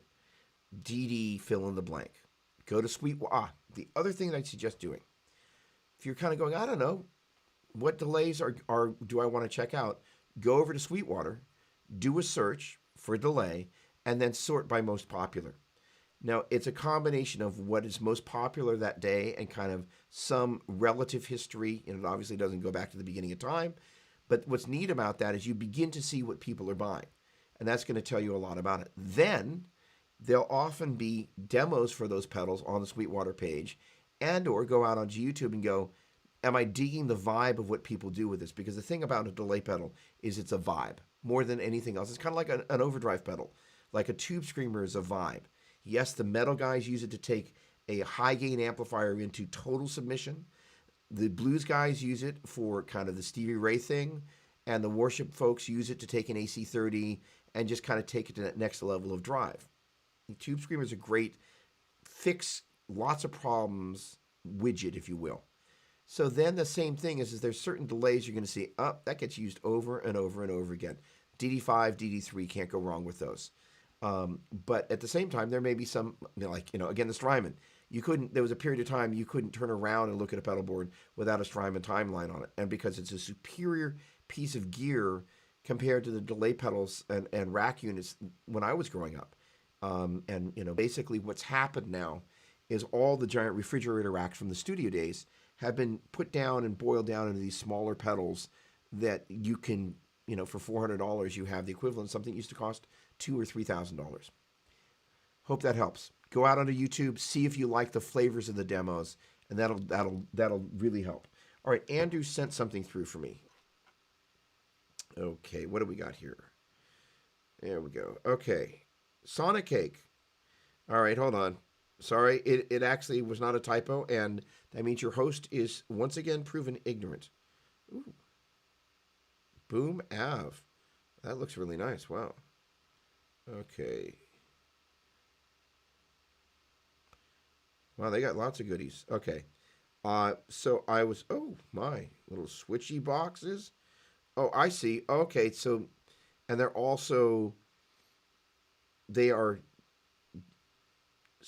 sound blocks. Okay, got it. Great. Oh, you can actually see them. Boom. SonicCake.com. All right. Back to text.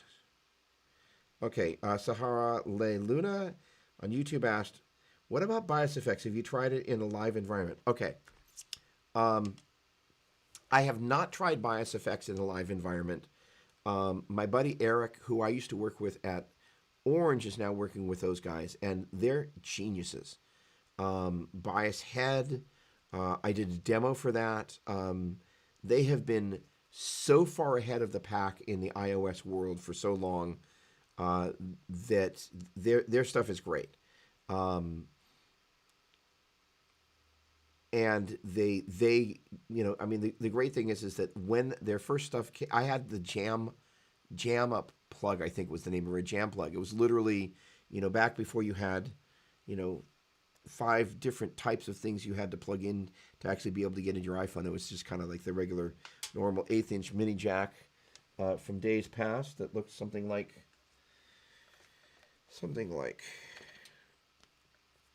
this. There we go. Um, they had a little thing called the jam plug, I think, and so it was basically a little interface that allowed you to get into your iPhone. And even back then, I first reviewed that 8 years ago, maybe, if not 8 years, 6 years ago, and I was like, the choice of things they chose to model and the way they did it was exceptional. And so they're just great. So they're just great. What else am I supposed to say? They're great.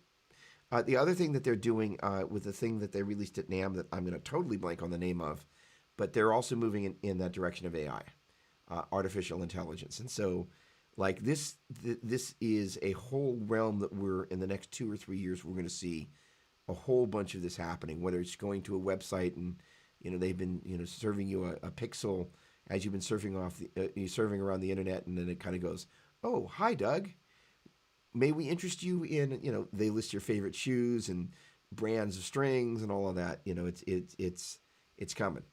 But the point being is they released this amp thing that's got jam ability and just a bunch of stuff. I'm going to forget the name. Andrew will have it, and he'll send it through to me in a moment because he's a rock star. Great question. Sonic Cake, there we go. Thank you, Andrew. Okay, let's see here. And small pedal thingy. There we go. Oh, yeah, got it. Mason Marangello, what's going on, dude? How you doing? Good to see you. We had a great hang, my friend. Man of many brilliant pedals and pedal boards and demos and genius. Just what's going on, Christopher Martinez? Welcome aboard. Brian Felix, thanks so much for joining us. Mark Swanson, hello there. Good to see you. Pleasure. So, okay, let's see. So many memes of Strymon delays and dotted eighth note humor. That's hilarious. So I went to the 20. Okay, so I missed a DD20 question up here. So I want to make sure I make my way back to that because that's a really... David, thanks so much. Well, I guess you left, but the point being is I'm still thinking. Spark amp. Okay, let's see here. There we go. Robbie, I like the Boss DD20. I can program it for 5 songs, each having different BPM and styles of delay for each song, and then tap through after each song to the next. Yeah, the DD20 is just a great delay. I actually sold mine to my buddy Shane, but it's just great. And having the thing, in case you didn't know, the DD20 is a quote unquote a larger format double pedal. So what that affords you the ability to do is have one dedicated tap tempo pedal in there, which is a huge convenience, especially for worship. And then it also has programmability and it has a modulation delay in there that's great. It's kind of like I get a chance to do here kind of what Mason does. Mason does this thing really well where he's like, I'm going to answer all your bring me your woes and I'll do my best to answer them, which is really, really, really cool. Mason, you got a question? Nah, you know all the answers. Oh, well, Mason, if you got a question, I would love to attempt to field your question. That would make my jam. All right, let me hop over here and see. Do you use amp box? Okay. Okay. Okay. This is great. Leighton Beatty, live situation. Do you use an amp in a box, as in pedal amp or Strymon Iridium, or your pedal board, and you use DI boxes to feed the mixer? That's a great question. Okay.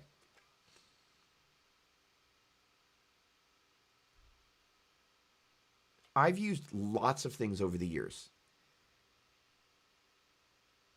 If I could get away with bringing 4 or 5 amps, maybe let's make it an even 6. And I had cartage, and I had, I don't know, let's say bring a rack too, and a pedal board. I would probably play with 6 amps and a rack and cartage, where somebody loads it in and loads it out and changes my strings and all of that. My average Sunday morning doesn't quite go like that, but if one were to kind of go, oh, what if it were like that? That could be kind of groovy. Like the idea of being able to have all those amps there and being able to do all that stuff would be really cool. I have a multitude of amps here, and I'm quite amp fortunate. Just if you look at the pedals, you kind of get the idea. The vintage boogies and various things back there, the JP2C, the Fractal. So here, which leads us into the next part, is there's the Axe-Fx is back there. In fact, there it is, right there. And then there's a Kemper here, and then there's Helix. I have been fortunate enough, the very first Sunday I played at church, I was using I think a pod, like, the Beam. And shortly thereafter, I got a Flextone 212 combo that somebody stole from the church. Not necessarily a good move, but I'll leave it to them to figure that bit out. And then HD500, HD500X, and then Helix. There have been some Boss moments in there. There was a period of time where I toured using a Boss GT6, opening for Gilby Clarke in Europe. And basically what I did with that, and this kind of all ties in about how you can do this, is I was using that into the power amp return of whatever amp was backlined at the venue. And the neat thing, kind of implicit in your question, is like, how do you get your tone so it just works? Is you kind of like, you're home, you're at church, you're home, you're at church, two completely different environments. How do you make it work? The great thing about running into the back of, again, any kind of modeler into the back of the power amp return on a combo, or most of those for the Gilby Clarke tour were half stacks, is that you've got a pretty consistent experience. Yes, the power amp and the speakers are going to be different, but at the volume I was playing at, what was happening in the front end was more consistent than the disparity that was in the back end, and sound check was where I kind of figured it out. And I was playing really loud, so there's a point where the volume and kind of what is in your signal chain going into that thing kind of outweighs what's happening back there with the power amp and the speaker cabinet.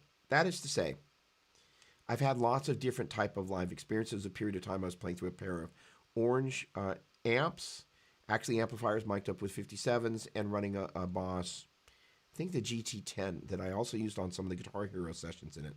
So, I haven't just been a kind of a Line 6 guy the entire time, but the majority of the time I played at church, the Line 6 and now the Helix makes it really, really, really, really easy to do the things that I need to do at church without having the sound techs kind of freak out. And honestly, more often than not, how do I say this nicely?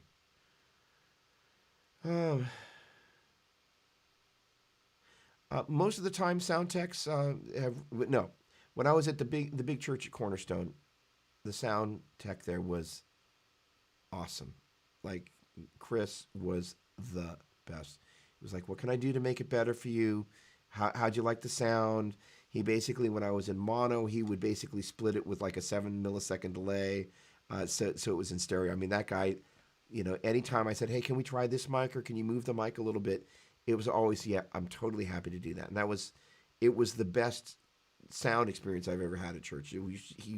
Again, before I talked about the fact that the sound team is responsible for whatever stream is leaving the congregation, whatever the congregation is listening to, and then the experience of the worship team. Pampered would be the right word, but it was an amazing experience. But most of the rest of the time, I've kind of been at odds, not because I'm difficult or I come in like, well, I'm somebody you've never heard of. But aside from that, if I were, then I would have been somebody you would have never heard of. So the point being is, it's like, I never came in like, well, because I've toured and because of this or that. The challenge is that quite often I actually knew more than the sound tech, and quite often the sound techs didn't necessarily value that knowledge, which is cool. Humility is a good thing. But the challenge is it made having intelligent conversations, from my perspective, sometimes very difficult. But that's part of the gig. That's part of growing up and just kind of learning to have patience and grace with people. But most of the time it was just like, even at a volume that was reasonable. Actually, I got a great story. Oh, this is my best story. This is the best, and I love sound tech. So please let me be really clear. There's three separate places in the room they're trying to mix for. They're doing their best. But so we had a midweek rehearsal. I'm there with my acoustic guitar and an amplifier, a little Fishman Loudbox Mini, and literally in somebody's living room. And we get there Sunday morning, and the sound tech was like, "Oh, you're entirely too loud." And I'm like, "That's really strange. We were just like in like the living room that's about, I don't know, maybe a tenth of the size of this room, and I'm now too loud. It's very interesting." Okay, I'll turn down, and I did. I had a good attitude, but I must admit I went through the range of, what do they say, anger, bargaining, denial, depression, whatever it is that you go through as you're kind of going, okay. And the delivery was not great. Lovely person, really well intended, terrible delivery. But, put on your big boy pants or big girl pants and go, got this. The point being is that a little bit of stage volume in combination with some sort of reactive load box, if you had the freedom to do that without having to, kind of like carting amps in and out of the rain, loading them in and out of your car. I mean, there's a reason I love Helix, and I love using PowerCab because it's so easy to use. Generally, what I do is on Sunday, I've got my Helix down in front of me. I got two PowerCabs kind of angled back at me like that, like a pair of wedges, as if I'm a lead vocalist. And I'm just in heaven. I just bring it up a little bit, and it's perfect. The guitar hears itself a little bit, and it's great. And because it's not facing the congregation, most of the time, there's not complaint. And, and my job is to serve. So it means, at my, if you gotta fall on the sword, you gotta be humble enough to fall on the sword. Hopefully you can have the mature conversation and go, they're facing back at me. I'm not having very much volume, and it actually makes me sound better. And see how it goes. The high road. I always opt for the high road, and God's working out humility in me like He is in everybody else. And my job is, like anybody else's, to serve. And so I just sometimes have to check my knowledge and experience at the door and just kind of go, I'm here to serve. I'm not here to be the person with the knowledge and experience in that room. And it's honestly, I growth because of that, and I hopefully become a better servant on the team. That is to say, reactive load box. Methodologies for getting into PA, because you actually had a subset of questions implicit in that. How you get from your rig into the PA. First of all, with Helix, XLR out, either from Helix itself or using L6 link into the power cabs and using the XLR out on the power cabs.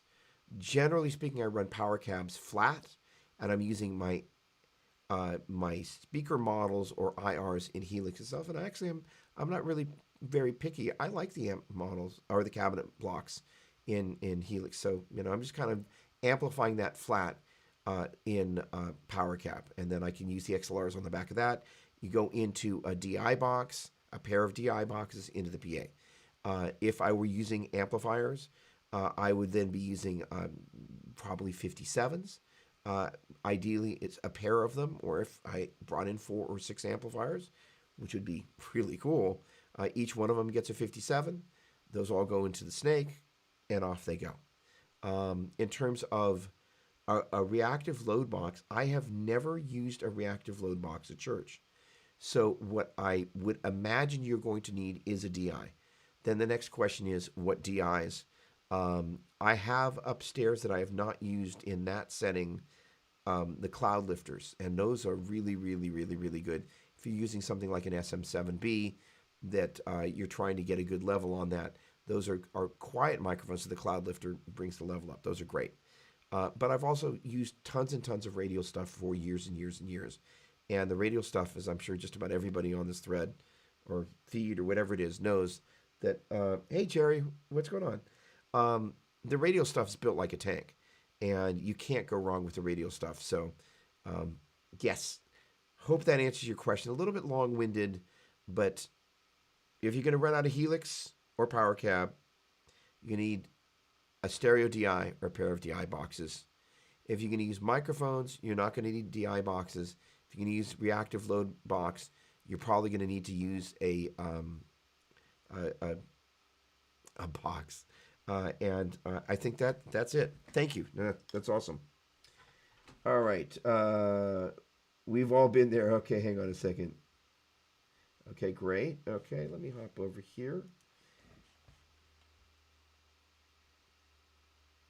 Oh, Andrew. Okay, the cloud lifter. Yeah. So Andrew is saying everyone with a mic should have a cloud lifter. This has come in handy so many times. So the reason uh, he's saying that is some microphones are just quiet, and so what happens is if you turn up the volume of a microphone that doesn't have a lot of output, you bring up what's called the noise floor with it. So all of a sudden, or that comes along with it. And so you've got this really nice quiet passage. Everything comes down, and there's that. Not a good thing. So Cloud Lifter raises the levels as well, which is really nice. Okay, let's see here.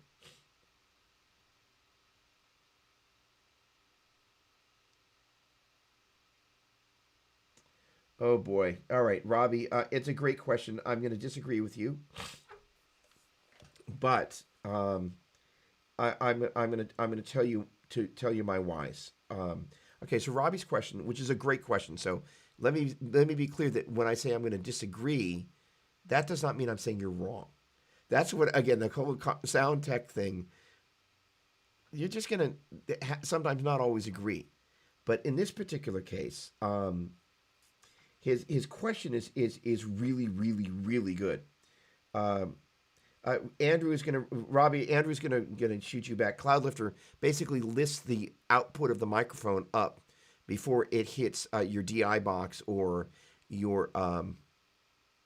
It basically is a level lifting type of a DI box, so you can take it such that the output of the microphone, especially for something like an SM7B. So you see tons of worship leaders using the SM7B. You also see them with some podcasters. They have a really low output, so you got to give them a boost to get them there. There we go. Thank you, Andrew. Okay, so getting back to this, the 1.5 foot, I have like I don't know 10 SM57s. I have no issue with the SM57. I love them. Uh, my jam on an SM57 is as follows: if you take the speaker and you basically go to the edge of the dust cap and you shine an LED flashlight in there, generally you want to start off at the edge of the dust cap and then place the 57. Um, I like to place it quite often right up against the grill or back it off maybe a half an inch at most. And here's the thing: if that's working for you, go for it. Let me be really clear. It's like if that is your like take my breath away, rock it. Um, I like to manipulate what's called the proximity of the fact that I like to manipulate the distance of that microphone to the speaker by getting them close. It hypes the amount of low end.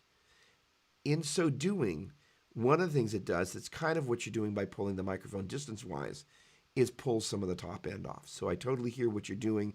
You're also adding a little bit of breath to it. By bringing it close to the cabinet and then taking it so it's not directly on axis with the center of the dust cap, it gets less and less bright the further you move it away. But the other thing that starts to happen by having it closer, it over amplifies. Is it's not really the right word, but basically the proximity effect is by bringing it closer to the source, it makes it more bassy, and it makes it sound louder and bigger. And in so doing, it kind of counteracts the arguably harsh end on the top of the 57, which again, by pulling it back, is kind of doing the same thing. So we're doing the same thing. You're pulling it back probably on the center.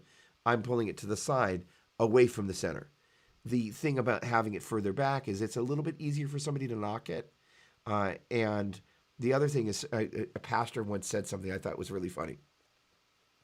If you're in San Francisco and you're 5 degrees off on your way to Oakland, you're going to make it to Oakland. If you're going to New York, you're going to be in a lot of trouble, right? So the thing is that if that thing gets knocked a little bit, now all of a sudden, instead of being directly on axis with whatever it is that you're probably shooting for, the danger is when it's that distance away, you're going to potentially knock it or somebody's going to bump into it and you may miss something. So, the point being is that first of all, try sticking it on the edge of the dust cap and pulling it off to the side and see if that floats your boat at all. Now, here's the other reason I like to do that, and the reason I think you like to do what you're doing. Two markedly different things that we're going for, and I love what you're going for. When I am dialing in a tone, it's basically with my speaker, my ear in front of the speaker, because I know ultimately that's what the 57 is going to hear. And ultimately, when I'm doing a demo for somebody, I'm knowing that that's what the reality of what they're hearing. I know nothing about their listening environment. I don't know how tall they are. I don't know how short they are. What I do know is if I'm using the same amp and cabinet and speaker, if I'm on axis with that speaker, I know how it has to sound to set it, and then in terms close mic it. One of the things that is one of my favorite things, and this is my new jam, you can't see it. I'm going to cause any disasters. Oh, I hate doing this. I'm getting handling noise. There we go. All right. So there is my Rode, and that, okay. Do you notice how much deeper the sound of my voice is when the mic's closer? So that in and of itself is the proximity. Let me not handle that too much. Oh, yuck. Okay, great. All right. Let's try this. All right, you're just going to be in frame, aren't you? Oh, I love that sound. Oh, boy. Yeah, I just couldn't leave good enough alone. That's okay. Let's see how that's going to go. You're just going to be in frame. All right, and you're going to be louder. Hang on, let me push you. There we go. All right. That's just going to have to do for now. Okay, that's not bad. Okay, so you could actually probably, because I could hear it in my earbuds here, the proximity of what happened when I got close to this mic. You hear the bass buildup, right? It's not just volume that you're hearing there. You're actually hearing it picking up more of the bass, and you're actually hearing a better signal all the way around. And actually, this is kind of what a cloud lifter does as well. Sorry, I'm having way too much fun here. Let's do a little bit of this, though. Testing 1, 2. Good. Check the level. And okay. So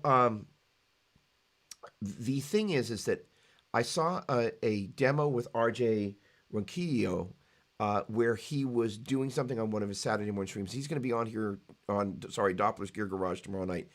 You gotta check it out. If you want to talk about serious tone tweaking and content creation, it's going to be nuts. But he was playing, and he said, "Oh, how's it sound? It's being picked up through the shotgun." What the shotgun mic, in this case a Rode NTG 5, I think is what it is. It does is it picks up the sound in the room. What you're digging is like, I don't want to hear the sound of my head right down in front of the cabinet. I want it to sound like it sounds when I'm standing away from the cabinet. So chances are, well, you can put that in there. Distance thing is this. I stand 6 feet away from my amp. It said it's sound in my ears. There we go. Nope, there we go. So there we go. It sounds so harsh when you get close to. Thank you. So this is the point. You're doing exactly what I did with this thing. It's like I don't want to have like this little Fender amplifier down here. I love the way it sounds kind of just down there on the ground. There is a vibe like orange amps. My favorite sound of orange amps is when they're about here, not when my head's right in front of it. But the problem is that you may be 10 feet tall or 2 feet tall. That means it's going to sound different in relationship to the microphone. I should say relationship to your ears. So yeah, you just confirmed you're going for exactly what you love, which is like I want the sound in the microphone to be the sound of when I'm standing back from the amplifier. Totally legit. No, that's great. That's great. Nope. I mean, yep, there it is. Yeah, love it. All right. Questions on YouTube. Okay. Let's see here.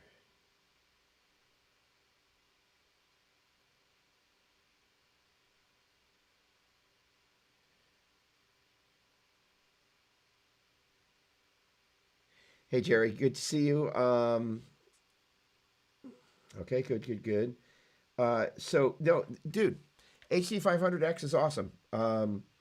And you know what? Helix,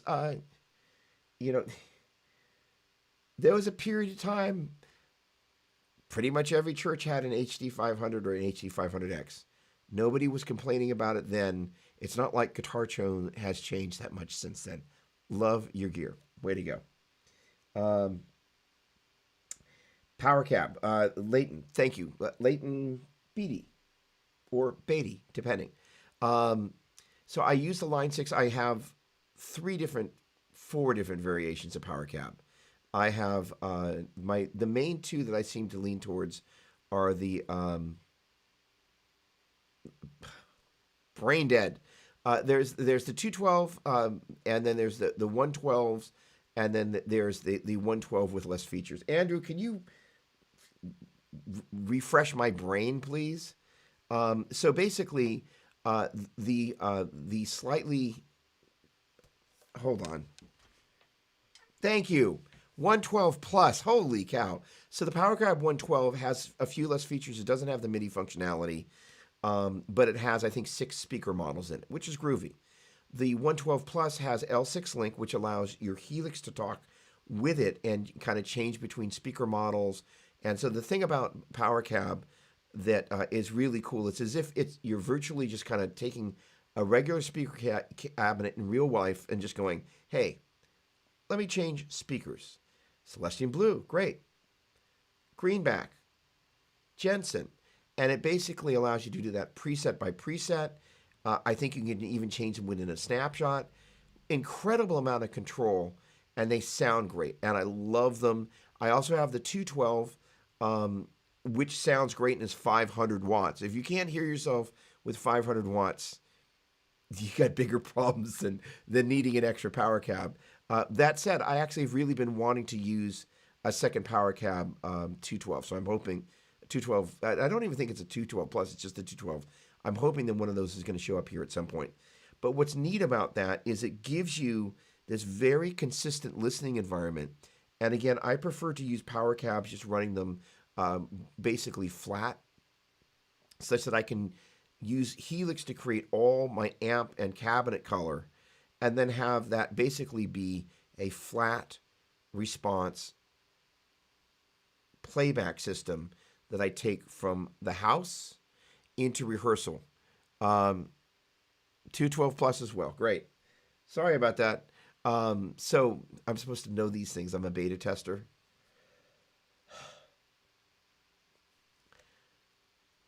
Okay, so the thing is that I enjoy having the two kind of side by side on the floor, because what they've got is this little kickstand feature. And it's really neat because it allows you to kind of have them down on the floor, leaning back at you, so you can kind of have your Helix kind of nested in between them. You can have a couple of steps between where you're standing, your Helix is, and then that sweet spot where they're going to come back and hit you in stereo. It's a lovely experience. And, to the heart of your question, it allows you to take what I refer to as this round trip between practice, rehearsal, and service, because that, the implicit part of your question is like, that's a problem. And it's a problem that we all face, and it's a serious thing.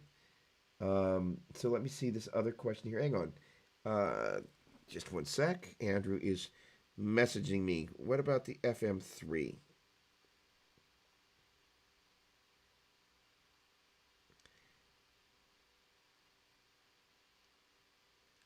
Okay, sorry. I'm supposed to know what the FM3 is, but I don't. But it's really like, okay. Will I try them later? Andrew, the Dopster doesn't know what the FM3 is. Um,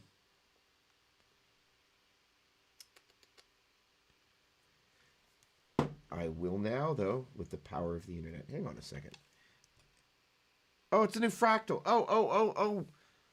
I could have had a V8. Okay, got it. All right, my bad. So sorry.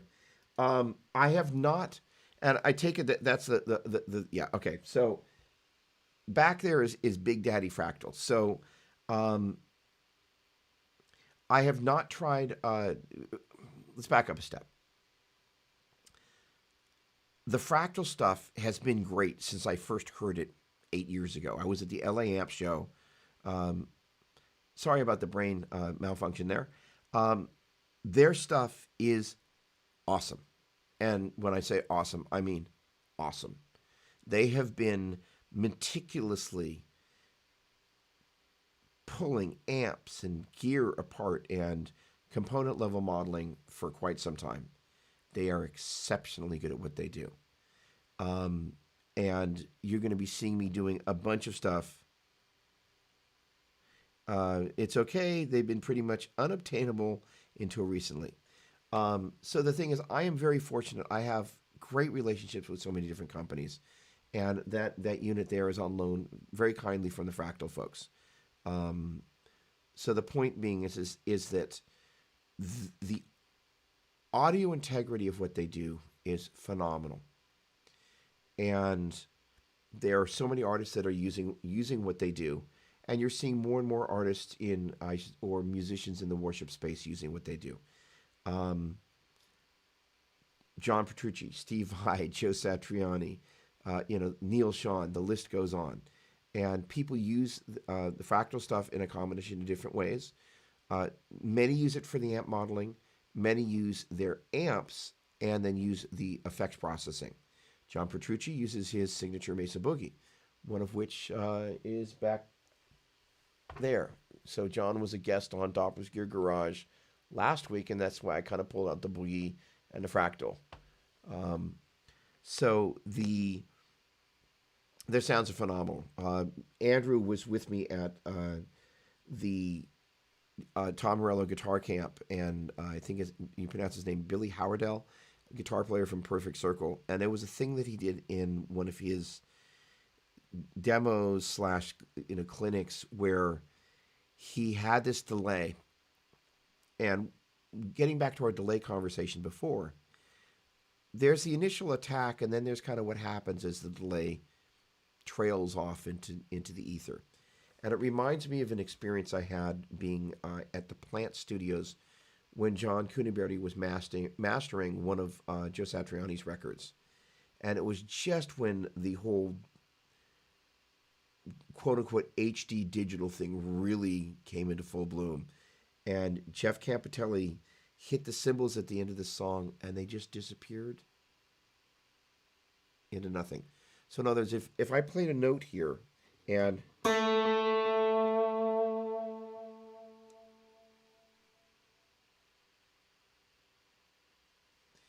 you're going to hear that disappears into hiss. For those of us who came from a tape background, that's just what happens. There's a certain point, and we were talking about this noise floor before, where the sound ends and the hiss starts. Hearing the cymbals disappear into nothingness was basically the same experience I had when I heard Billy Howardell's Fractal delay sound. It just, every repeat just got a little quieter, but was sonically the same. It was like one of the most amazing experiences. So basically, there are certain sounds that are going to be continuous between all the Fractal units. It's just a matter of how much DSP you've got. But hearing that delay just never change in tone and just disappear, maybe literally 20 repeats later, it's gone. But I was like, it was one of the most mind-boggling sounds I've ever heard. Because it was honestly, if somebody said, and I should have mentioned it before, but we were kind of talking about stop pedals at that point. If there were a perfect delay sound, that was it. It was a little dark, but traditionally when you use some sort of delay where they pull the top end off, generally with each repeat, like with the Bucket Brigade analog delays, each repeat gets darker and darker and darker until it disappears, and it starts to get hissier. This was just dark and just disappeared into nothingness. Silence. Mind-blowing. So their stuff is great. I haven't tried the FM3. I can't wait to get a chance to. It's great. Phenomenal. By the way, thanks for hanging out. This has really been great. Greg Hearns, what's going on, dude? I miss you. Great to see you. Brett Alexander, welcome. 500 watts. Well, just in case you need a little clean headroom, right? That's awesome. Let's see here. There we go. Good. Okay, let's see here. Beautiful chords. Thanks. Awesome. Something to learn. Thanks so much.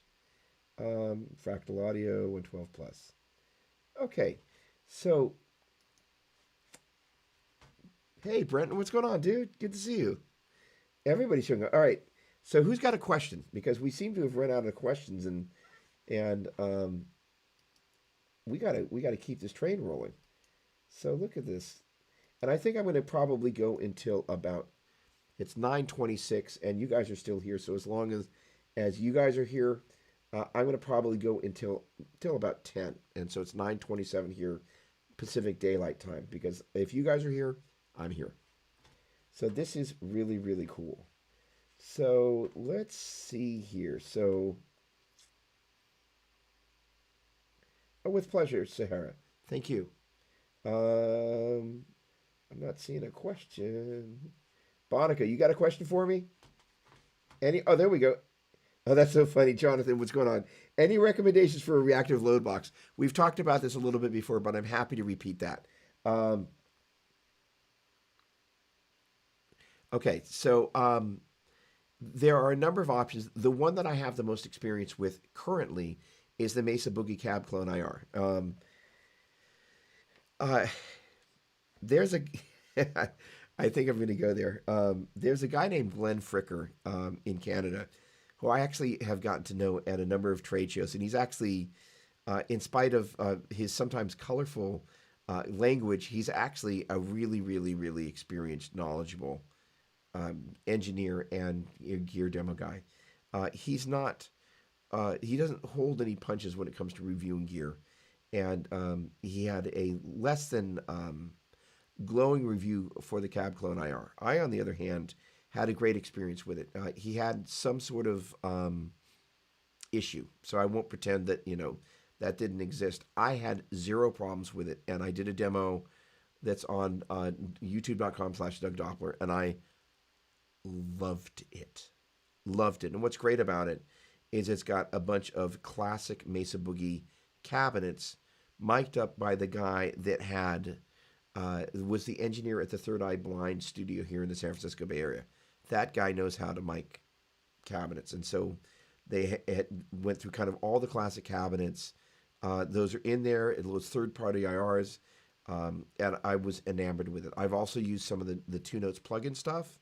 I am waiting for Captor X to show up, which is their latest and greatest. I also have a pair of the D20s from our good folks at Rev and Derek. Eastvale is going to be here tomorrow night. I'm sorry, here. It's here, but it's Doppler's Gear Garage, not on Worship Musician. But he's going to be kind of talking about what he does. And he's also a marketing genius. Getting back to your question, the other thing that's happening here with this reactive load box thing, the Pete Thorne Suramp, the Rev D20, you're seeing reactive load boxes. Also, the Fender Deluxe Reverb Tone Master. It's not necessarily a reactive load box. It's actually an all digital amplifier, and it is amazing. It's one of the best amps I've ever played. I've got a 68 reissue. No, it's a 65 reissue, and I've got the Deluxe Reverb Tone Master, and they're virtually indistinguishable. They sound so much alike, and they are both great. So the concept of the standalone box is important if you've got a tube head that you're like, hey, I need to be able to play this at church, and I need to either have no volume on the platform or just a little bit of volume on the platform and still get my tone. The folks at Two Notes do a great job of that. And again, I had great luck with the Boogie. I can't say enough about that sort of ability to take an amplifier, take it up to where you want to set it, and then be able to dial the volume back. It's just an amazing opportunity. The other thing is you can then kind of go, how loud do I actually want this thing to be? And I can change out the IR, and I can change it depending if there's MIDI functionality, so it changes as I change amp sounds. Brilliant. Gustavo, welcome. Thank you. Big welcome from California. Welcome aboard. Thanks for joining us, man. What is the most versatile guitar for worship? Oh boy. And then we've got noise gate, so I'm going to jump back there. Um, Robbie, that's a great question. And my answer, depending on what you mean, you're going to kind of go, oh, I didn't even think about that.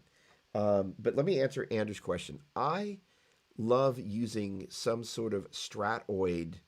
I'm an Ibanez endorser, and basically, when I'm playing quote unquote live, it is extremely frowned upon if I'm not playing some variation of an Ibanez. And the unspoken, well, no, actually, the spoken terms of my endorsement deal is look, they're cool with me demoing stuff, but if I'm playing, whether it's Sunday morning or at the NAMM show or at, Joe Satriani Guitar Camp, I'm playing an Ibanez.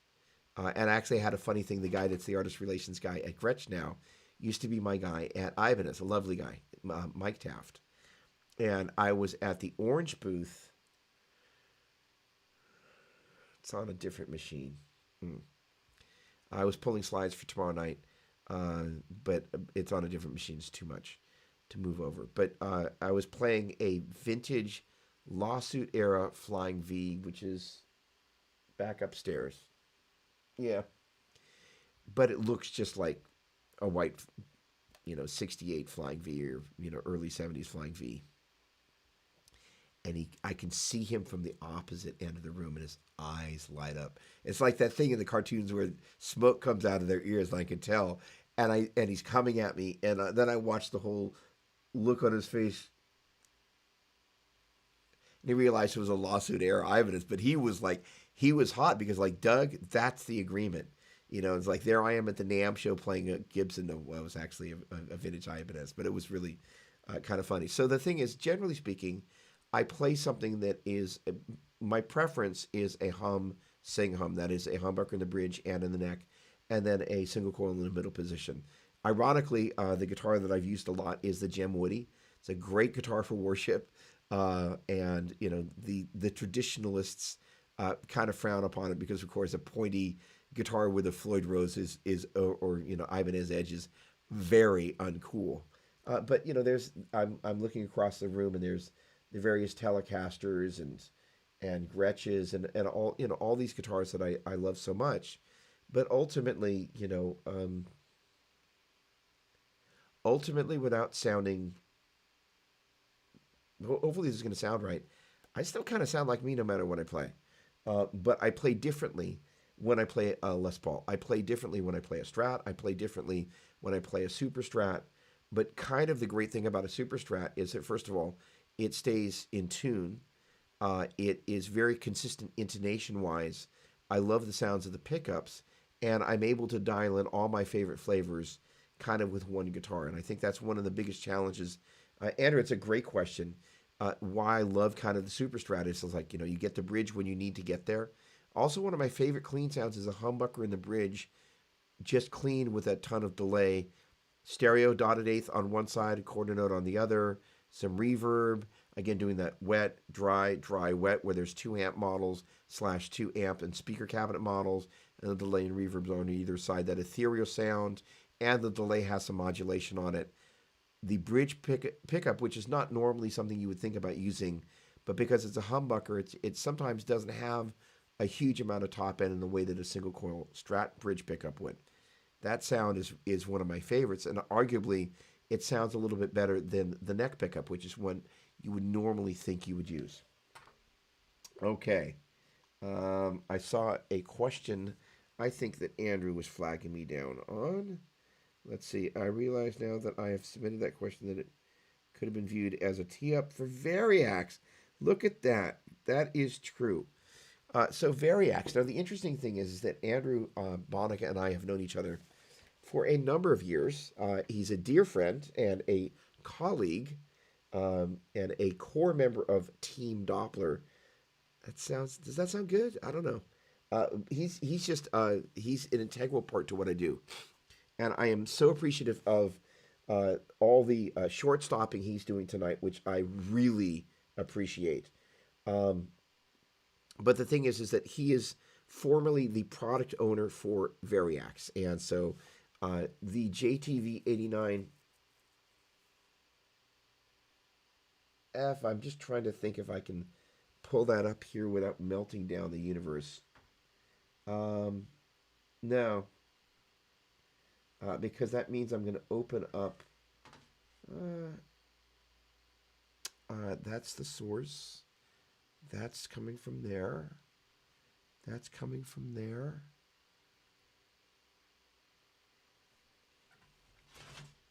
Let's see if we can't break the internet. Hold on a second. I might be able to get away with this. So we're up there. All right. Doppler JTV 89.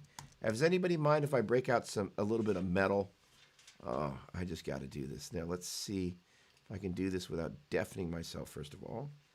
Okay, so. All right. Oh, my word. Look at that hippie. Okay. Hi, I'm Doug from Gear Tunes, and welcome to the Gear Launch video for Well, so much for not deafening myself. Okay, hang on a second. Let's check the level. Line 6 JTV 89F, as in Floyd Rose, and the Pod HD500X. My voice sounds so high there. That's really funny. Okay, let's see if we can get this to a place I can see this. We're going to be up here, and we're going to bring you up here. There we go. And let's see. Let me check what's going on over here. All right. We're going to leave you that big for right now. Oh, my word, that's really weird. I'm live watching me. All right, so this, by the way, this is the Gear Garage and a slightly younger Doppler. What is this? 2013. Holy cow. All right, let's take a listen and let's see. The sounds I was able to dial to. In turn, that's going out into my 003. All right, let's walk through the signal chain. Mic pre. In turn, that's going out. Actually, you know what? This is me actually So it's talking about how I'm kind of running the signal chain here. So for the sake of this moment, I'm going to run this into a Millennium Music and Media System. Love what I was able to get. I hope you do too. Signal chain. Guitar out into a Millennium Music and Media Systems HV37 mic pre. In turn, that's going out into my 003. That goes into my Radial JCR reamp, into the front end of my HD500X. Out in stereo, into the mic pre's of the 003. I'm using the reamp here so after the fact I can kind of fine tune the tones. Very happy with what I got, but having a little bit of control after the fact is always a help. To be able to download the sounds you're about to hear and to find out more information, including finding authorized dealers, please visit GearTunes.com. Thanks for watching. On to the sounds. Shut up and play your guitar.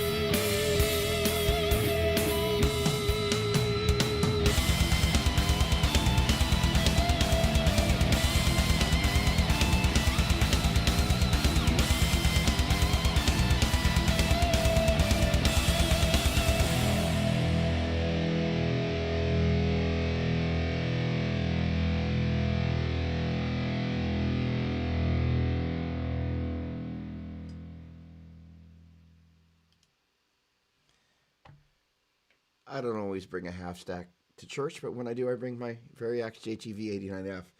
That was a lot of fun. The interesting thing is to kind of watch the numbers kind of go up and down. And a couple people came and it's like, I thought this was a worship show. That was a lot of fun. Yeah, dude, that rig still has got. Sorry, dude, Andrew, like, right? That was a heck of a lot of fun. Yeah, I was a hair farmer back then. Um, all right, so let's see here. We got a couple of folks hanging out here, and I would love to have the opportunity to make sure that if anybody's got some remaining questions, they do not go unanswered. So oh, there we go. Noise gates. Okay, great. It helps if I actually answer those questions. All right. So here's the thing. Um, One of the secrets about noise gates is where you're choosing to place it and why. Duh. Um, the neat thing about noise gates is that you can place them in your signal chain. A lot of people think about just putting them at the very beginning. One of the places that I like to be able to put them is move them around from time to time, depending on what it is that I'm trying to do.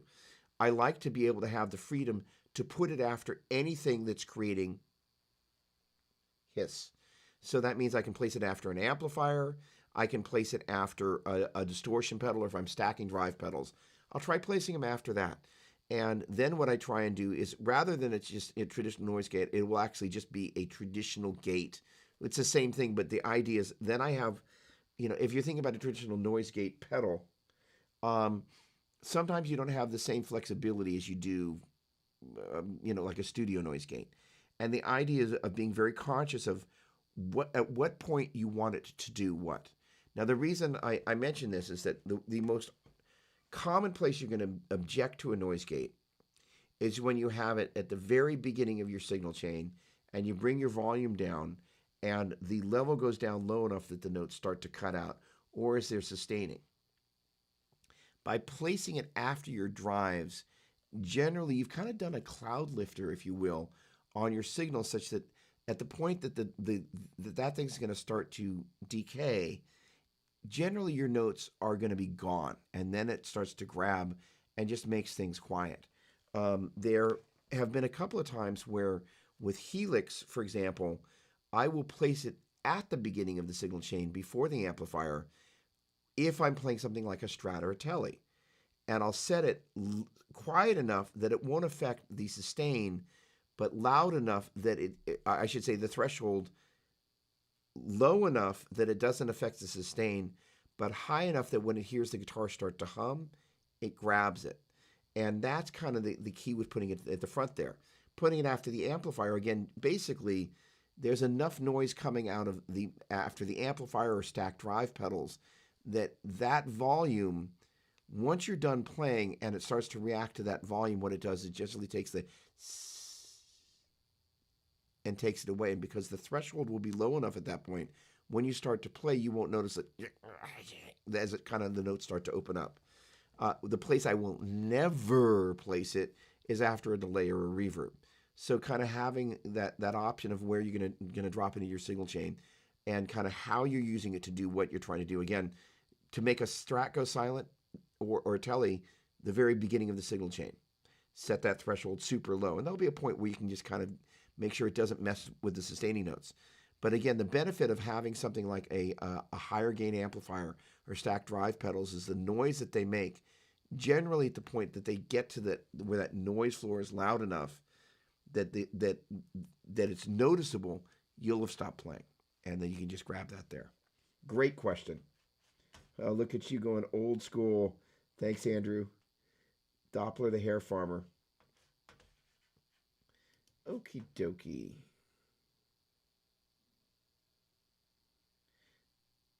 Okay, there we go. Thanks, Leighton. In a live situation, often the group gets fired up and loud. Do you turn down your own volume, or you depend on the sound tech? It says man, but I'll go tech and be a little politically correct. To tune you up or down on the board, or do you use a volume pedal?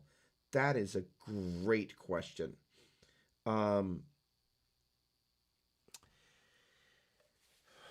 Okay. 90% of the time, I will not mess with the sound tech by changing my level after sound check.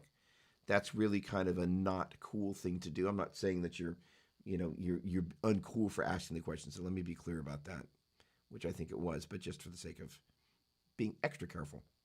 What you do a sound tech is go through an entire sound check, kind of come to an agreement about levels, and they're back there at the board, mixing for the congregation, paying attention to the vocals, and all of a sudden they look over at your channel and it's peaking. And these days, that will translate once we're back in our congregation. That's going to translate to potentially creating depending on the console, a digital distortion or some sort of unpleasant distortion, potentially leaking out into your live stream. And, the interesting thing is that sound, they talk about multi-timbral, I think is the word, keyboards. Generally speaking, when you're mixing sound, you're focusing on one thing very intently. And if you're not careful, you can miss something in the process of having that kind of focus. And so by turning up during the worship service or any event, you all of a sudden have kind of violated the unspoken rule. If they set their input level, and now you're giving them more than they'd had it set for, you're potentially messing with their whole ecosystem over there. And it's a bad thing. Not only that, you're now louder in the room as well, potentially. So you've kind of made things worse in two ways. The third way, you just kind of pointed out as well, is once you get that runaway train thing happening with everybody playing too loud, and this is one of the reasons, getting back to this whole thing about this dynamic, and I think I mentioned something loosely about it before about the drummer. I made a reference to the person back there banging away on things with big sticks. They are usually the worst offender. That is to say, the next time you're actually in a church building, listen to what the snare drum most of the time is doing to the lead vocal. They're just destroying it. And one of my biggest complaints about worship drummers is they have a tendency to tune their snare drum so it's right smack in the middle of the vocal, especially female vocal. And I kind of boggles the mind. I mean, here's the thing. When I'm too loud, I have a pretty good idea I'm too loud. If I'm banging on a snare drum and I don't know that it's like right in the middle of the lead vocal, just saying. So the point being is that as the drummer potentially becomes a runaway train, you don't want to get on that train. And it's easy to do that because then you're like, and you're describing arguably, especially in years past, the scenario where people aren't on in-ears. Generally speaking, at the point people move to in-ears, the runaway train thing with volume doesn't happen in the way it did before. That's actually one of the ways you can actually keep a drummer from hitting too loud.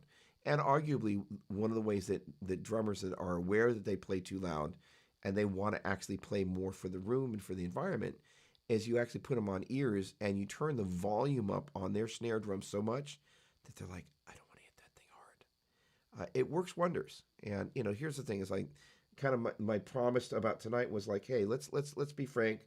Let's be honest about some of this stuff. I love everybody on the worship platform, but, if you're going to hit things with a big stick, you want to be conscious about the volume of what's coming out when you're hitting that thing with that big stick. If we're in an environment like I go to a small church, we're not on in-ears. So the snare drum is kind of always too loud. Always too loud. Destroys lead vocals every Sunday. I've kind of made as much pleasant commentary about it, but just like, and it doesn't matter which drummer it is, it's just always entirely too loud. Right smack in the middle of the vocals. But in that setting, I'm playing with my Helix, pair of power cabs. I'm really not playing to the level of, and the great thing about setting those down on the floor like that and having a face back at you, I'm close to them. I don't have to have them super loud. I'm not part of the problem. Now, here's the thing. Because the drums are too loud, I'm part of a problem. So if I allow myself to escalate in volume to compete with the drums, then I get into trouble. If I find that that snare drum is arguably way too loud, the snare drum's not only in the way of kind of the lead vocal, it's also in the way of the transient of the pick attack. That's a snare. They're going bang, bang, bang, bang. They're right smack in the middle of my sweet spot. So instinctively, one could want to turn up, but it's dangerous to do that. So here, and I hope I'm answering the heart and soul of your question. I think the thing to do is first of all have, a conversation with your team about what is the real volume that we're going to play at, and that gets worked out in sound check, where I would suggest running the chorus of the loudest song and looping that as you do your sound check. And the other thing is people just don't do it. It doesn't matter how many times you tell them to do it. Play at your actual volume. I don't know why people don't do it. They just don't. And in spite of like week after week after week after week after week, play at your actual volume, your loudest volume, and they'll play at about 3/4. And I don't think it's because they're holding back. I think there is a disconnect in some musicians where like you can say it and they just, I don't know, it's a thing. And I've seen it repeatedly, and it's just kind of like this slightly checked out thing. But just to say, if everybody actually played at their full and loudest volume on the loudest on the chorus of the loudest song, then the sound tech's able to kind of check for overages at the board on input. Everybody's able to kind of get a sense of like, all right, this is what the loudest thing is. Your vocalists are able to adjust their ears and the monitors so they actually know what it's going to be like. And everybody kind of goes, that's as loud as it gets. If that's too loud, then you act accordingly. That's kind of where I think, if you can start there, that's the solution for everybody. And it's like, hey, if you're the guitar player and you can't hear yourself in that situation going, hey, and if you're using amps, go like, what, I need to turn up a little bit. That's, again, one of the situations where do you place the amp? If you, kind of in situations where I've been able to use an amp other than PowerCab 112 Plus, a pair of them, I'll have it kind of off to the side. Quite often, actually, if it's like a school or something, someplace where the congregation can't even see it, again, on some sort of little amp stand angled up about like that towards me. So it's not, and it's also angled up towards me and I'm close to it, but it's also not angled towards the vocalist or the drummer. And in so doing, I'm able to hear myself. It's not flooding out into the congregation. It's generally not making the sound tech's job harder. And if I need to augment my volume a little bit, I will. And there have been times that I turn up like 10% of the time, no, probably 5% of the time, give or take. I've been like, I got to turn up. And the challenge is that where you are on the platform, you don't really have a way of communicating with the sound tech. And sometimes you just need to do it. And I don't like being in that position, but at the same time, sometimes I got to hear myself. The thing about the guitar,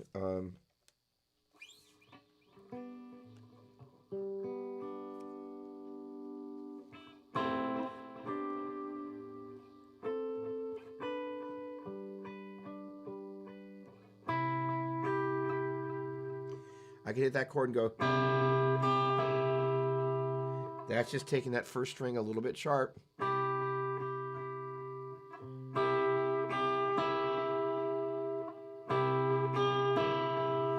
If I can't hear the guitar, I can't hear the guitar. I got to hear the guitar, And this is where this conversation at soundcheck, playing at actual proper volume at soundcheck, and having a dialogue with the sound tech where you're like, hey, you know what? I can't, if we're not on ears and I can't hear myself, I can't play in tune. And guess what happens when I don't play in tune? The vocalists back there, they don't sing in tune. And as much as the sound tech will potentially want to have control, at a certain point, which do you think is a little bit more important? The team being in tune or the sound tech having control? And herein lies the rub. The mature conversation is, I have to be able to hear myself. So finding that balance, having the dialogue, the key thing is having some pizza, multiple pizzas with your sound team, such that your sound team is spending time with the worship team. That's a great way to just kind of break those walls down, and such you're spending time with one another outside of church, so that when you get to church and there's a little bit of conflict, you can work it out because you have a relationship outside of church. That's the easy version of that. And there's always going to be some underlying tension around that. It just exists.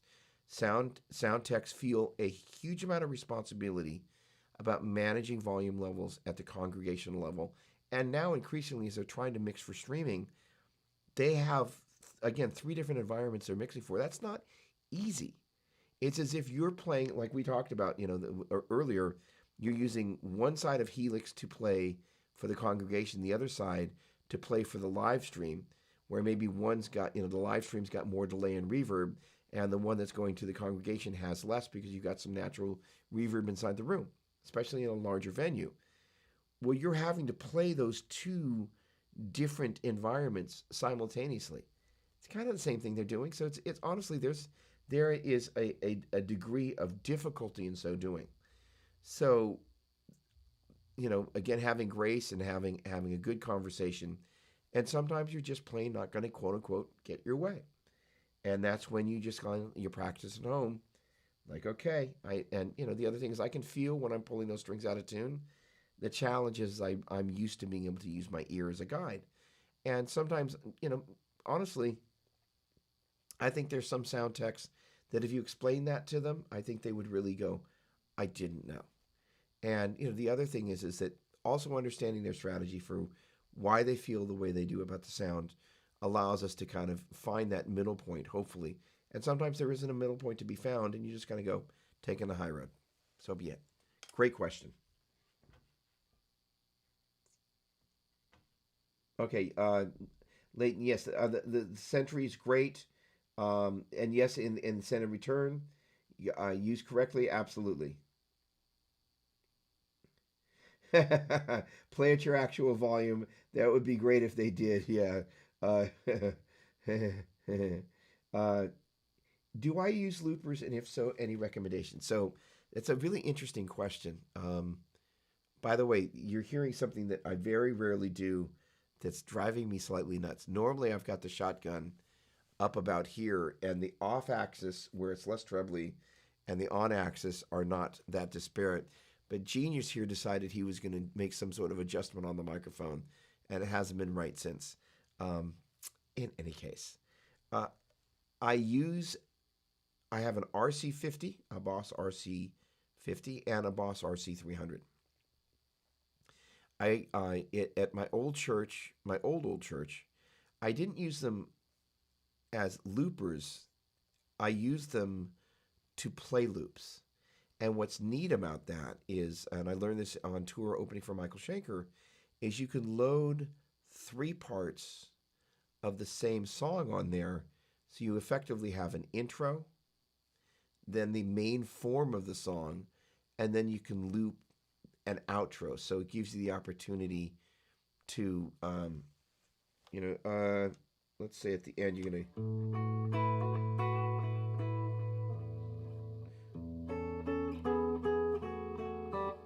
Sorry. No G natural and E major.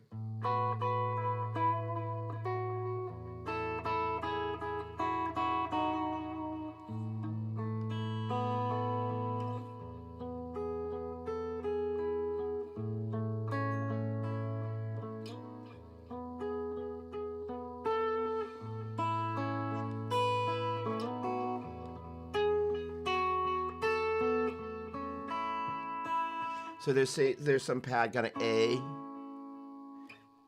B over A to E that's happening at the end, right? That kind of was there. And you just got that looping.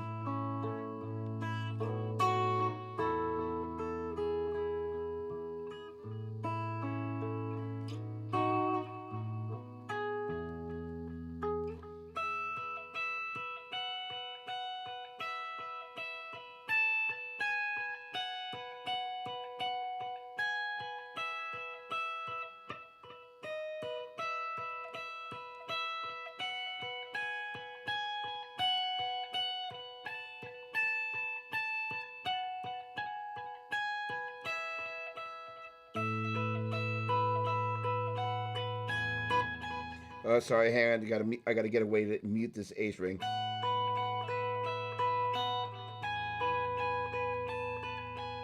All right, you get the idea. So I'm trying to kind of get this little outro section, if you will, being able to go to a just a section of basically splitting a song into three parts and having a little outro loop, and then on the RC units you can hit kind of a stop and it'll fade out, or you can just do a hard stop and kind of go shh.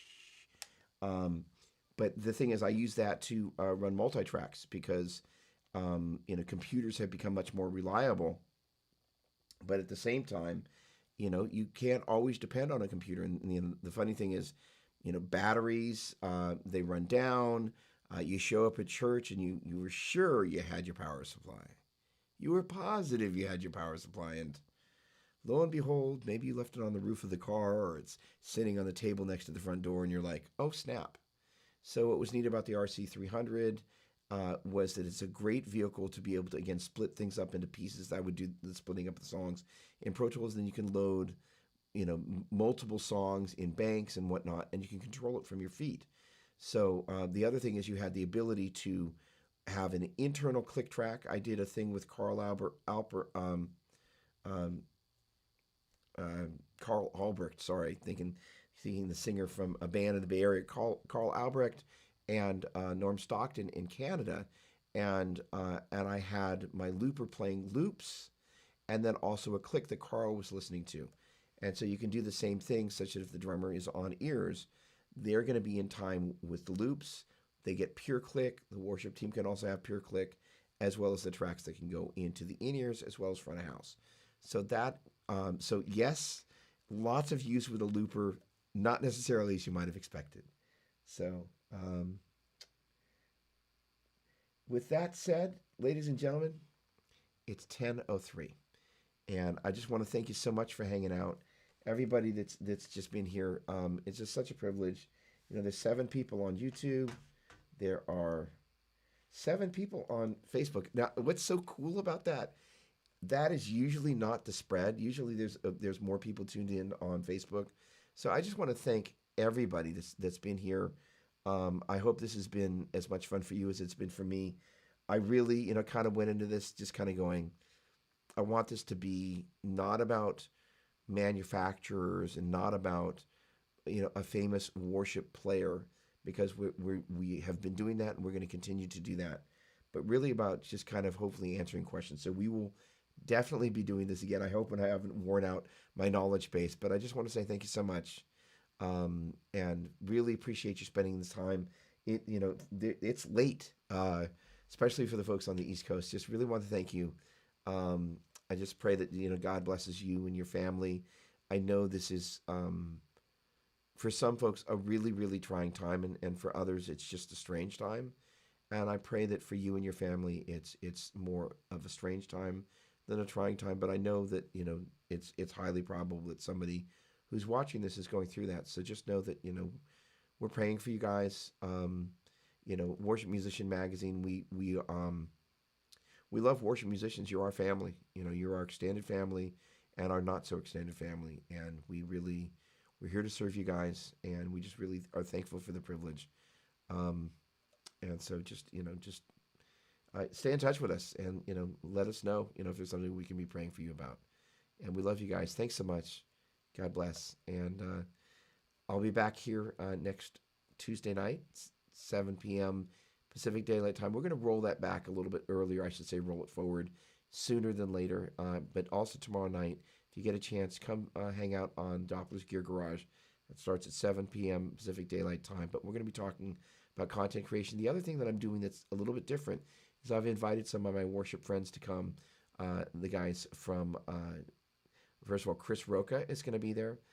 Brian Wall from Worship Tutorials. Brian Michael Fuller, who's also from Worship Tutorials, although he's going to be kind of there for some of the stuff that we do for TV that we work on together, which is really cool. Not that any of the stuff I've done has been booked on TV yet, but the point being is it's going to be a really great night with some manufacturers. The thing is that it's about content creation, but, churches are creating an awful lot of content, and it's exciting for me to invite some of my worship friends to be part of what is a very mainstream show, to be able to kind of go, hey, you know what? If you're a mainstream musician, these church guys are doing some really interesting stuff, and you're going to want to have a chance to know about it. So in any case, Thanks again for hanging out tonight. Love you. And this is such a privilege. God bless. Cheers.